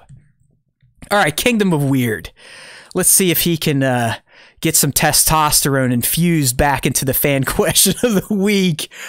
Seeing Din Djarin become one of the most iconic Star Wars characters of all time, taking on a crate dragon, popping 3 TIE fighters on Navarro and the Razor Crest, red wire, blue wire scene, Fett's return, live action Bo and Tano, egg eating, R2-D2 and Luke, the Grogu name reveal, Thrawn name drop, Gus Fring with a lightsaber, all while setting up a galaxy of potential spin-off story arcs, simultaneously bridging the gap between the OT and sequels. These series are hopefully doing for the sequel trilogy what the Clone Wars did for the prequels. There is a man that knows his shit. Thank you, Kingdom of Weird. Couldn't have said it better myself. I do think, and I've said this, I'm on record, what the Clone Wars did for the prequels, I am appreciative of, because it has allowed me to enjoy the prequels now. I understand how some of you sequel people feel. I felt that way at the prequels. For many years, I harbored that hate, but I can tell you it feels good to kind of exercise those demons, and the Clone Wars helped me with that, and I think Kingdom of Weird is on to something here. I think when it's all said and done, and we get this stuff as it builds towards the Age of Resistance or whatever the fuck they call it now, things will be okay. Things are fine now. Like I said, Star Wars has never needed rescuing. All right, Fire Marshal, not to be confused with Fire Marshal Bill, which most of you probably don't even know what I'm talking about. It's another kind of dated reference. But anyways, Fire Marshal says, I like that the first Dark Trooper Din fights doesn't fall when lit on fire, just furthering how badass these droids are. Yeah, I mean, as I think it was Gideon said, or someone said, we finally perfected the whole droid warrior thing in the Dark Troopers. Clearly, they weren't good enough for a Jedi, but for people in Beskar or non-Force users, they will F you up. Here she is, the lovely Blanche Bear, and the poor little thing. None of it! Baby Yoda is gone, and I am not okay, nor do I want to relive that moment. She's out. She's like, fuck you. Fuck you. Taking away Grogu. Oh, there we go. Super Scoundrel and Bat. They knew what I was talking about. Let me show you something!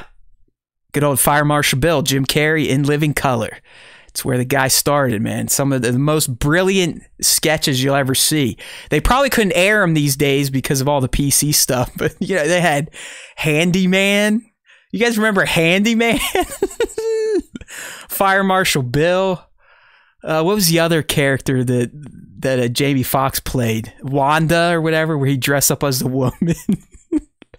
In living color is just awesome. Hey, Blanche, if you're listening or if Spencer's got it playing, you do you. Your reaction to this finale was a beautiful thing. Your love for Grogu is appreciated. And don't worry, he will be back. Mark my words.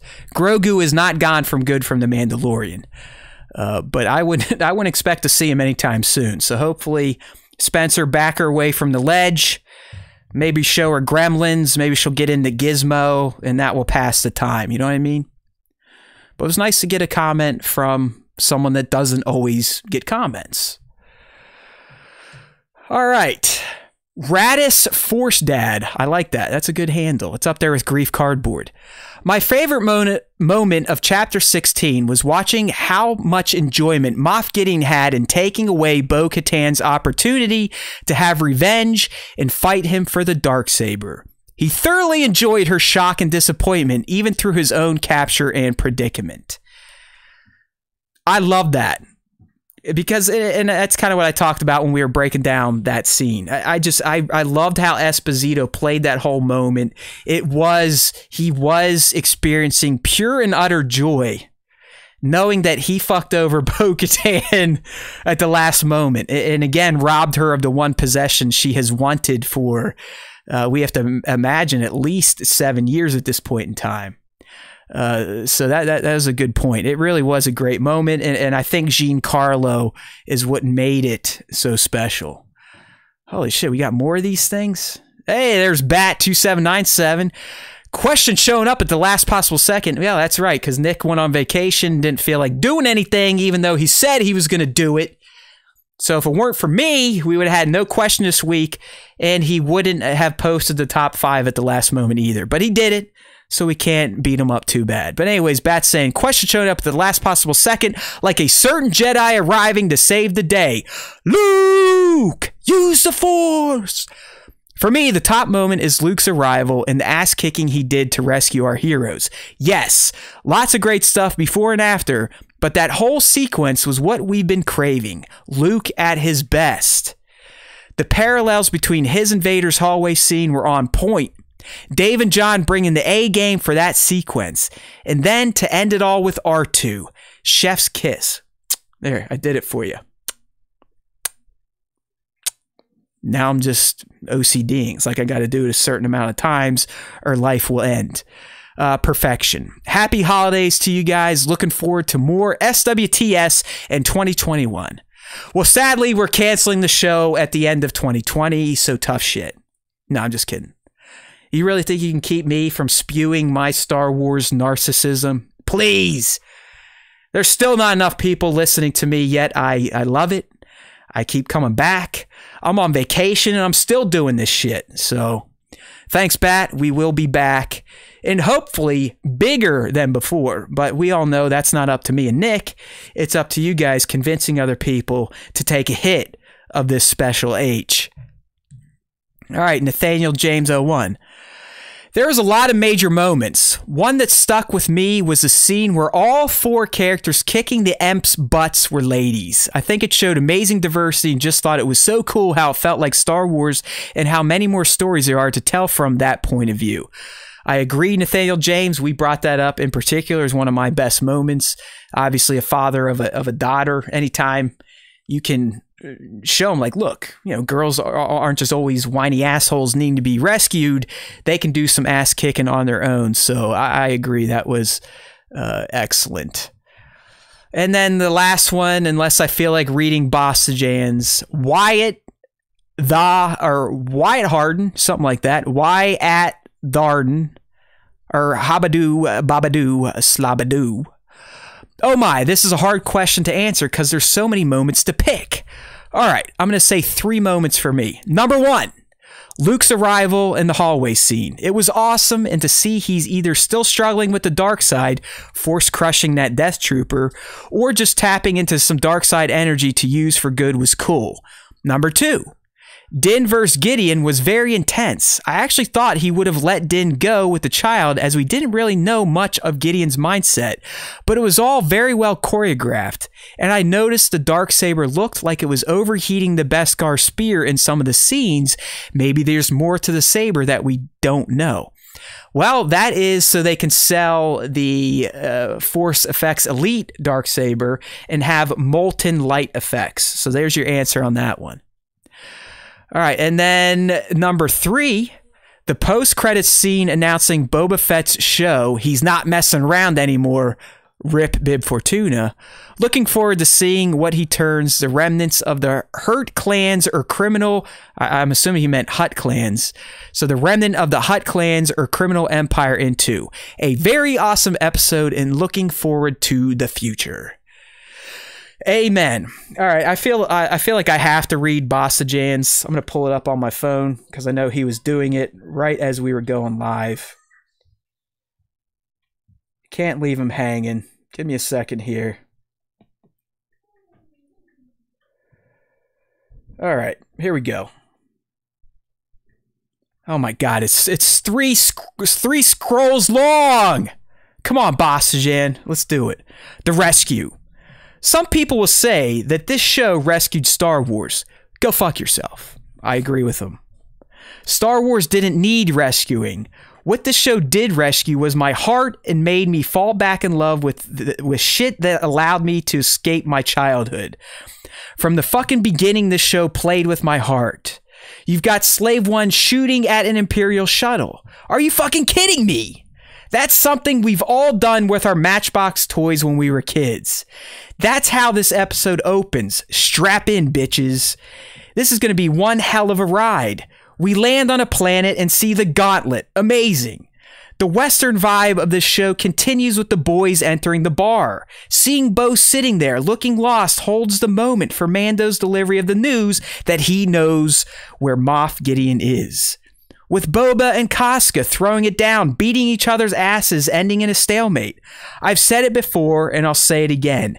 We are being served fan service in the best possible fucking way by Masters. These guys are literally geniuses. They risk big, but it pays big in so many fucking ways. The crash landing and subsequent wrecking ball that was the girls was so much enjoyment.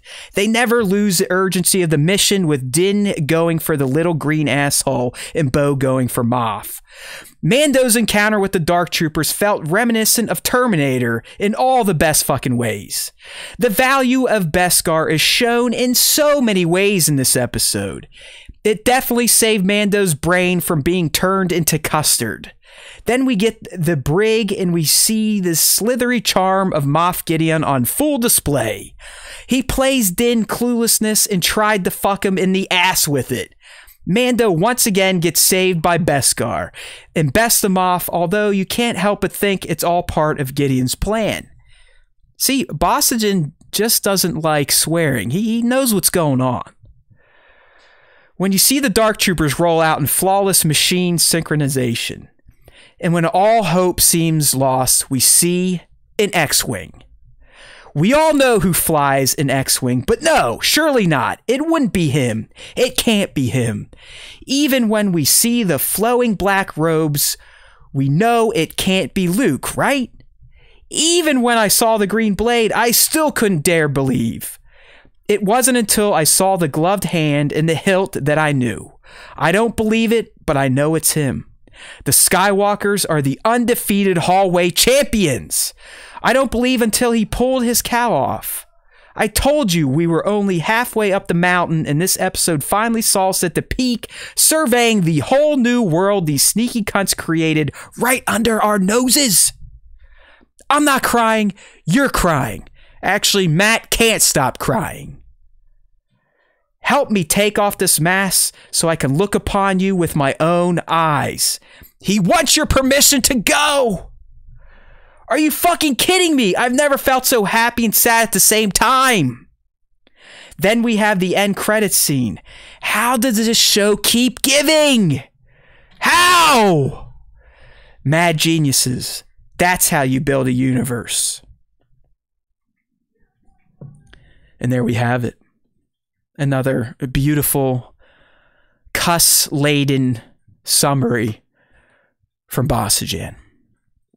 And that does it for the fan question of the week responses. And now it's time to kind of bring this episode home. It's been a different episode. I started with Michael Wheeler from GTP Toys. Don't forget, if you've been looking at the Tantive 4 playset that they have been blessed by Disney to sell, they need your help. They have the go-ahead to make all sorts of other sets. Official Death Star sets. Official Millennium Falcon sets. But without more support from collectors that want awesome display units or toy photographers that want really nice dios, it may not happen. You heard the man. He sacrificed everything for GTP Toys and Space Walls. So don't forget to check out spacewalls.net. After the Michael interview, our buddy Nick came in and we talked about Mando. And now, you got my ass doing the solo deal. We talked some Book of Boba. We did some Vader comics. We're doing the fan segment. And now, of course, it's time to get into the top 5 Star Wars fan artist features of the week. I have no clue who Nick picked. Like I said, he did this last moment because I think he forgot as he was spending time with the family. So let's get right into it. Here are our top 5, starting off with at Mr. Period Jedi. It's like I'm doing my Bruce Buffer impression this time. Maybe I'll carry this out for the intros for the top 5. But no, this is a great scene from at Mr.Jedi. He's been a fan of the show for a while. I believe he's over there in Germany. So one of our international fans driving the listenership through Spotify. Who knows? Keep tricking other Germans to listen. We speak your name. But we're looking at a really cool scene he cooked up here with some stormtroopers. You got some of the stormtrooper lieutenants, captains, if you will, with the shoulder pauldrons, the sand troopers, that design. But I really am most impressed with the weathering on the troopers in this image because they're just kind of, it's like they're out on a scout. They're looking for something, or two troopers came in. They're rescuing other troopers that may have gotten their asses kicked. And then they're kind of scouting the scene out like, hey, what the hell happened? How did Joe and Bob get taken out?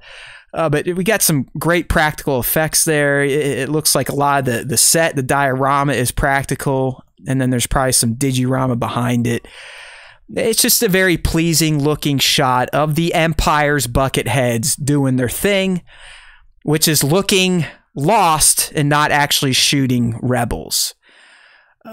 Belgium, sorry, he's not from Germany, it's Belgium. My bad, Mr. Jedi. We got it corrected.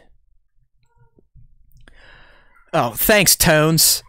These guys, it's like, think of an icefall waterfall, knowing that if you could see my legs shaking right now, I'm sure you see my upper body shaking if you're on the live stream, but my lower legs are going so fast right now doing the pee dance, it's insane. Like, I don't even know how my cat's still sitting on the seat because it's vibrating so much. I figured she would have just vibrated and rolled off by now. But anyways, back to at Mr. Jedi. It's just a very pleasing shot of some stormtroopers. It's a great, the staging's well done. You got some nice posing in there. And like I said, it's a good mix of practical effects with, I believe, a digirami background, but correct me if I'm wrong, Mr. Jedi, because you are in the live chat. But if you're not following, make sure to check out at Mr.Jedi on Instagram. All right. Good looking stuff, and really his muse seems to be the Empire.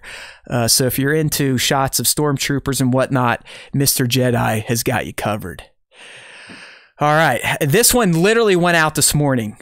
I did a big, massive share because the community, as expected, went nuts. After the Luke reveal on Mando, everyone, or those at least have motivation, unlike my lazy, unmotivated ass, broke out every size of their Luke Skywalker Return of the Jedi figures and recreated some of the scenes. And at _MAU182_ was no different. He went with the scene where Luke is walking into the control room. You know, you get kind of that smoke follows him in. He still has the hood on. And, you know, we're like, oh, is it Luke? Is it Luke? He does the flip up and we're like, oh my God, it's Luke. Oh, Luke is back. All that stuff. But anyways, at Mao182 did a very, very, very pristine looking recreation of that shot. I mean, it's simple, but it's done in a way that evokes, that makes you feel like this is a perfect shot. It's excellent. You get a little bit of Luke's eyes peeking from the hood. There's great use of haze in there. I don't know if it's post VFX haze or if it's practical haze. But at _MAU182_ just did a really bang up job on this Luke Skywalker and Mandalorian walking through the bridge doors moment scene. There was other ones out there. I mean, Black Series did a real nice one. I think Marky Mark did a really nice one. There's been a ton. I mean, so many I can't share them all. I put some in stories. Some are getting features. But I've just, as always, blown away by the Star Wars fan artist community and the homages they instantly create after Star Wars touches them. No, not in that manner, you weirdos, but, you know, touches their soul. Makes them feel happy. That Star Wars Zen I've been talking about. So check them out. I think this is a first time top 5. So one more time, at _MAU182_. This is another one I think that got shared today. So maybe Nick was getting a little lazy. Not that this isn't a great shot and not deserving of a top 5, but this one's from at clone_trooper_foe PHO. All right. Oh, great. Kung Fu is saying I'm going to get sued with some copyright stuff that our government, the American government, seemingly slid into one of the latest relief bills. But that's how we roll. To get anything that helps the American public, usually our politicians have to fuck us up in some other manner. It's called the good old-fashioned reach around. Anyways, back to at Clone Trooper Foe. We got a nice outdoor shot, it looks like here, using some boom booms, some fireworks. Shit's all over the place, and it is classic Din Djarin. So he's sitting there, it's like a snowscape. You've got some bucket heads, bodies strewn across the ground. So really the image is, it looks like Din, you know, he might have done his thing where he acts like a punching bag and a bullet sponge, but as we know, he usually comes out on top and in spectacular fashion. So it's a shot of not full Beskar Din, like I said, just kicking the hell out of a bunch of stormtroopers. In fact, he's got his pulse rifle and his leg up on one of them like he just, you know, shot a prized 15-point buck. So it's a very Mando-esque type of shot. And really the fireworks in the background give you that this guy just kicked major ass and definitely did not take anyone's name while he did it. And this comes from at clone_trooper_PHO. And now here's Spencer in the live chat doing drip, drip, drip. Drip, drip, drip. 4-hour show. Spencer, where you been? That's all we've been doing is 4-hour shows recently. That's become the new thing. Hell, this one went way longer than I thought, doing an interview and having to run the back half by myself. Clearly, I've got a lot of hot air to expel, and this is like my weekly moment to do it. I'm starting to think if I don't do this every week, my head will just explode from Star Wars air gas building up. At least it's at least now coming out the other end to relieve pressure on the old prostate, because she is like, please, please, go pee, release the Kraken. All right, moving on. Hey, it's like I said, a lot of you Star Wars fan artists were out there wanting to pay tribute to Mandalorian S2E8, The Rescue. And of course, we had to get one there from our buddy at Super Scoundrel, one of the greatest real-ass painters around, especially in the Star Wars fan artist space. He did his version of Luke walking through the bridge doors. And again, just excellent. It's got everything we love about Super Scoundrel. It's got that sexy vector art shine to it, the vector art edginess, the lighting. It just really is. I mean, vector art, thanks to people like Super Scoundrel, this other guy, Mexifunk Orlando Aracena, it really is one of my favorite forms of real-ass painting. Not that I know any other forms of real-ass painting. I mean, I guess there's illustrations and watercolors and all that stuff. But the vector stuff, my God. I mean, look at this. Look at super_scoundrel if you're listening on the radio. Check him out on Instagram. As I say, every single time he makes the top 5, even sometimes when he doesn't make the top 5, I want this man's work collected in a book. Fine, if we can't do the aluminum foil type of pages, I'll take extra glossy, super thick pages, Devin. But we need this stuff. We need it. It's art. This isn't Luke Skywalker. You can sell it.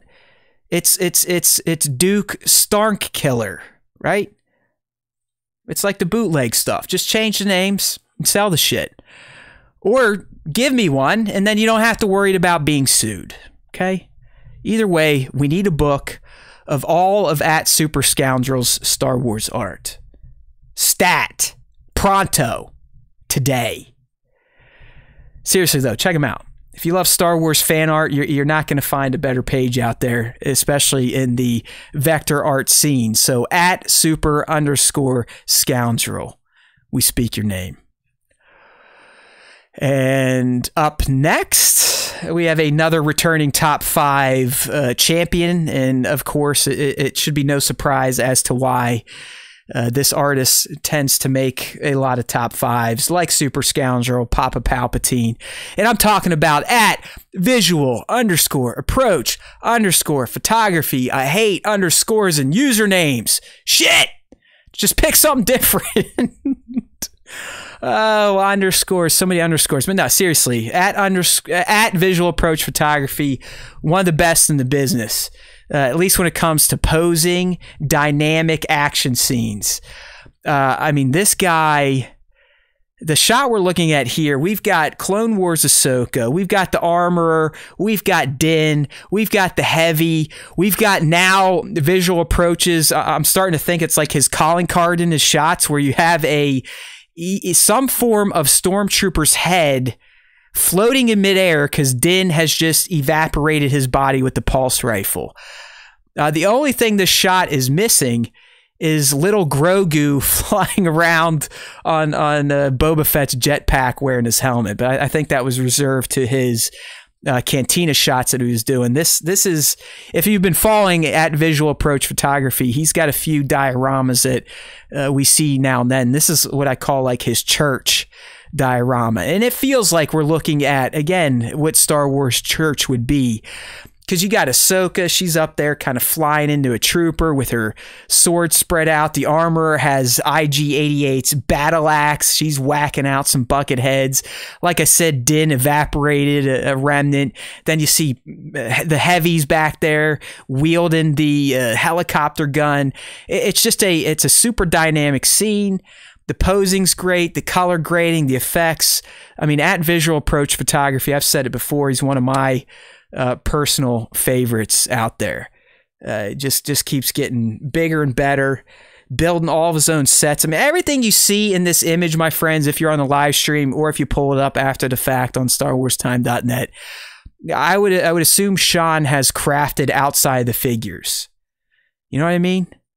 So the guy's a talent and never disappoints when he shares a shot on Instagram and uses hashtag Star Wars Time Show, the greatest hashtag of all time. And I believe we're about to roll 50,000 uses of hashtag Star Wars Time Show. So thank you to the community. Again, if you want to get mixed up in this, if you're someone like me that likes to hear other people talk about you in using positive phrases, then follow us. Follow us. Get on Instagram. Follow at Star Wars Time Show. Tag us in all your Star Wars creations. It doesn't have to be toy photography. It doesn't have to be real-ass paint, which for normal people is art. We're just stupid, and that's what we call it here. Yes, we have fun. We have a lot of in-the-know stuff, in-the-club type of sayings. So if you're into that type of deal, into those types of hangouts, maybe you should join the Star Wars Time Show. We do this thing weekly. We do the featuring artists daily. The top 5's weekly, but artist features are daily. So like I said, any Star Wars art you create, if you share it on IG, tag at Star Wars Time Show, and also use hashtag Star Wars Time Show. And then you too, like Visual Approach, like Super Scoundrel, like Clone Trooper Foe, like Mr. Jedi, like Mao 182, you all can experience the immortality that the Star Wars Time Show can give you by being honored on its iconic Top 5 Star Wars Fan Artist Features of the Week segment. Got it? Good. That's it. I'm done. See ya! All right, my friends. It's been real. So before I say goodbye, before I do the dance and, you know, basically say the same shit over and over and over again until I sign off, like Nick, I do want to thank all of you. This year has been the most fun I've had doing the Star Wars Time Show. I've been doing the Star Wars Time Show with Nick for years. I mean, years and years. We talked about, we started on when I still was running entertainmentbuddha.com. It was just part of all the Buddha podcasts we do. But we did probably 100, 150 episodes there. We're up to 142 here already. But 2020, outside of all the other bullshit that happened, this was the year where I finally feel like we've established ourselves with enough people that I feel like we actually do have a little bit of a show, a family, a following. And it makes doing this every Tuesday that much more fun. The live streams, yeah, all the technical shit aside, have been a blast. I mean, this is like my moment every week where I know I get to sit around for hours on end, talk with my buddy Nick about Star Wars, but also now talk about with a much larger group of friends. And we are becoming friends. You know, some of you may piss me off in Discord, but no, it's all in good fun. I get worked up sometimes, just like some of you get worked up. But I do appreciate what has happened to the Star Wars Time Show in 2020. But you know me, it's not enough. It is not enough. And this isn't, I know it's almost like like I'm cutting a wrestling promo when I get in this, and sometimes it is. But I'm being serious, and this may sound very narcissistic, if not entitled, but this is how I believe. I really do think that Nick and I put on a damn good show. I think we've gotten a lot better at this. I think it's fun. It's different. It's not like all the other Star Wars fan podcasts I've dabbled in. It's not just two nerds talking in a monotone manner, agreeing on everything. You know, I might piss some of you off now and then with my stances, but it's to keep things different, to bring a different energy to a Star Wars fan podcast. And, you know, I hope to keep doing that. But you know me, I want more. I need more. I am someone that feels like we should be listened to by a much larger audience. And I know I sound like a whiny child, but I'm being serious. The effort we put in, the feedback I've received from a few of you super fans, now maybe that's a problem, you're super fans and you're not telling me the real deal, but I feel like we are a show that thousands of people should tune into every week.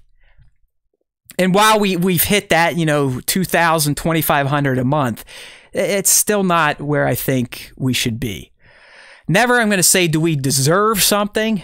But I do think what we do warrants a larger audience. Fuck those idiots that get posted on Reddit for supposedly leaking something, and that's how they build a following. Our following is legit. We're hardcore. You guys know my knowledge. You know Nick's knowledge. You know what we do. So keep doing it. Keep pounding that drum, tooting those horns. I know anyone in here right now, you motherfuckers, you're the loyal soldiers. I get it. I know I'm preaching to the choir. You've gone out, you have whipped Star Wars Time Show. But keep it up. Don't ever rest.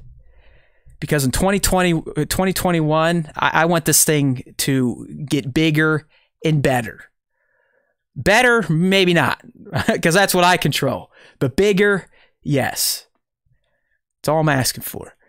The days when we have thousands of people in here and the chat's going by so fast that no one knows what the fuck's going on, that's what I'm looking for. That's what will make me feel like I finally have achieved something. That's not to discount all the great stuff you have told me, every one of you. I do appreciate it. But I've, as I explained, I have a black hole in my soul over this Star Wars stuff. And until I feel that has been filled, you're going to get these mea culpas from me. But I do think we earn it. We do. We've earned it.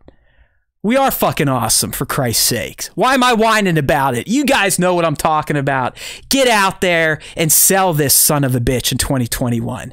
Let's really get this party popping off in 2021. But to bring it all back home, I do. I love all of you. This is it's been fun stuff. The Discord crew, the live stream crew, the IG DM crew. I look at it all. Nick may tune out after the show and leave all this alone. That's fine. That's what he wants. Me, just know I look at everything personally, and I appreciate it. So thank you. Now get me some more fucking followers. All right, that's enough being nice. All right, so this is kind of how Star Wars Time Show is going to play out over the next couple weeks. Next week, I'll be doing my interview offline with Lauren Mary Kim. Look her up on IMDb. Hell, look her up on Wikipedia. That's how much Star Wars she has done. She was the stunt performer for Ahsoka Tano in the Clone Wars with Ray Park. She has doubled Ming-Na Wen. She doubled Diana Lee Inosanto. She doubled Mercedes Varnados, a.k.a. Sasha Banks.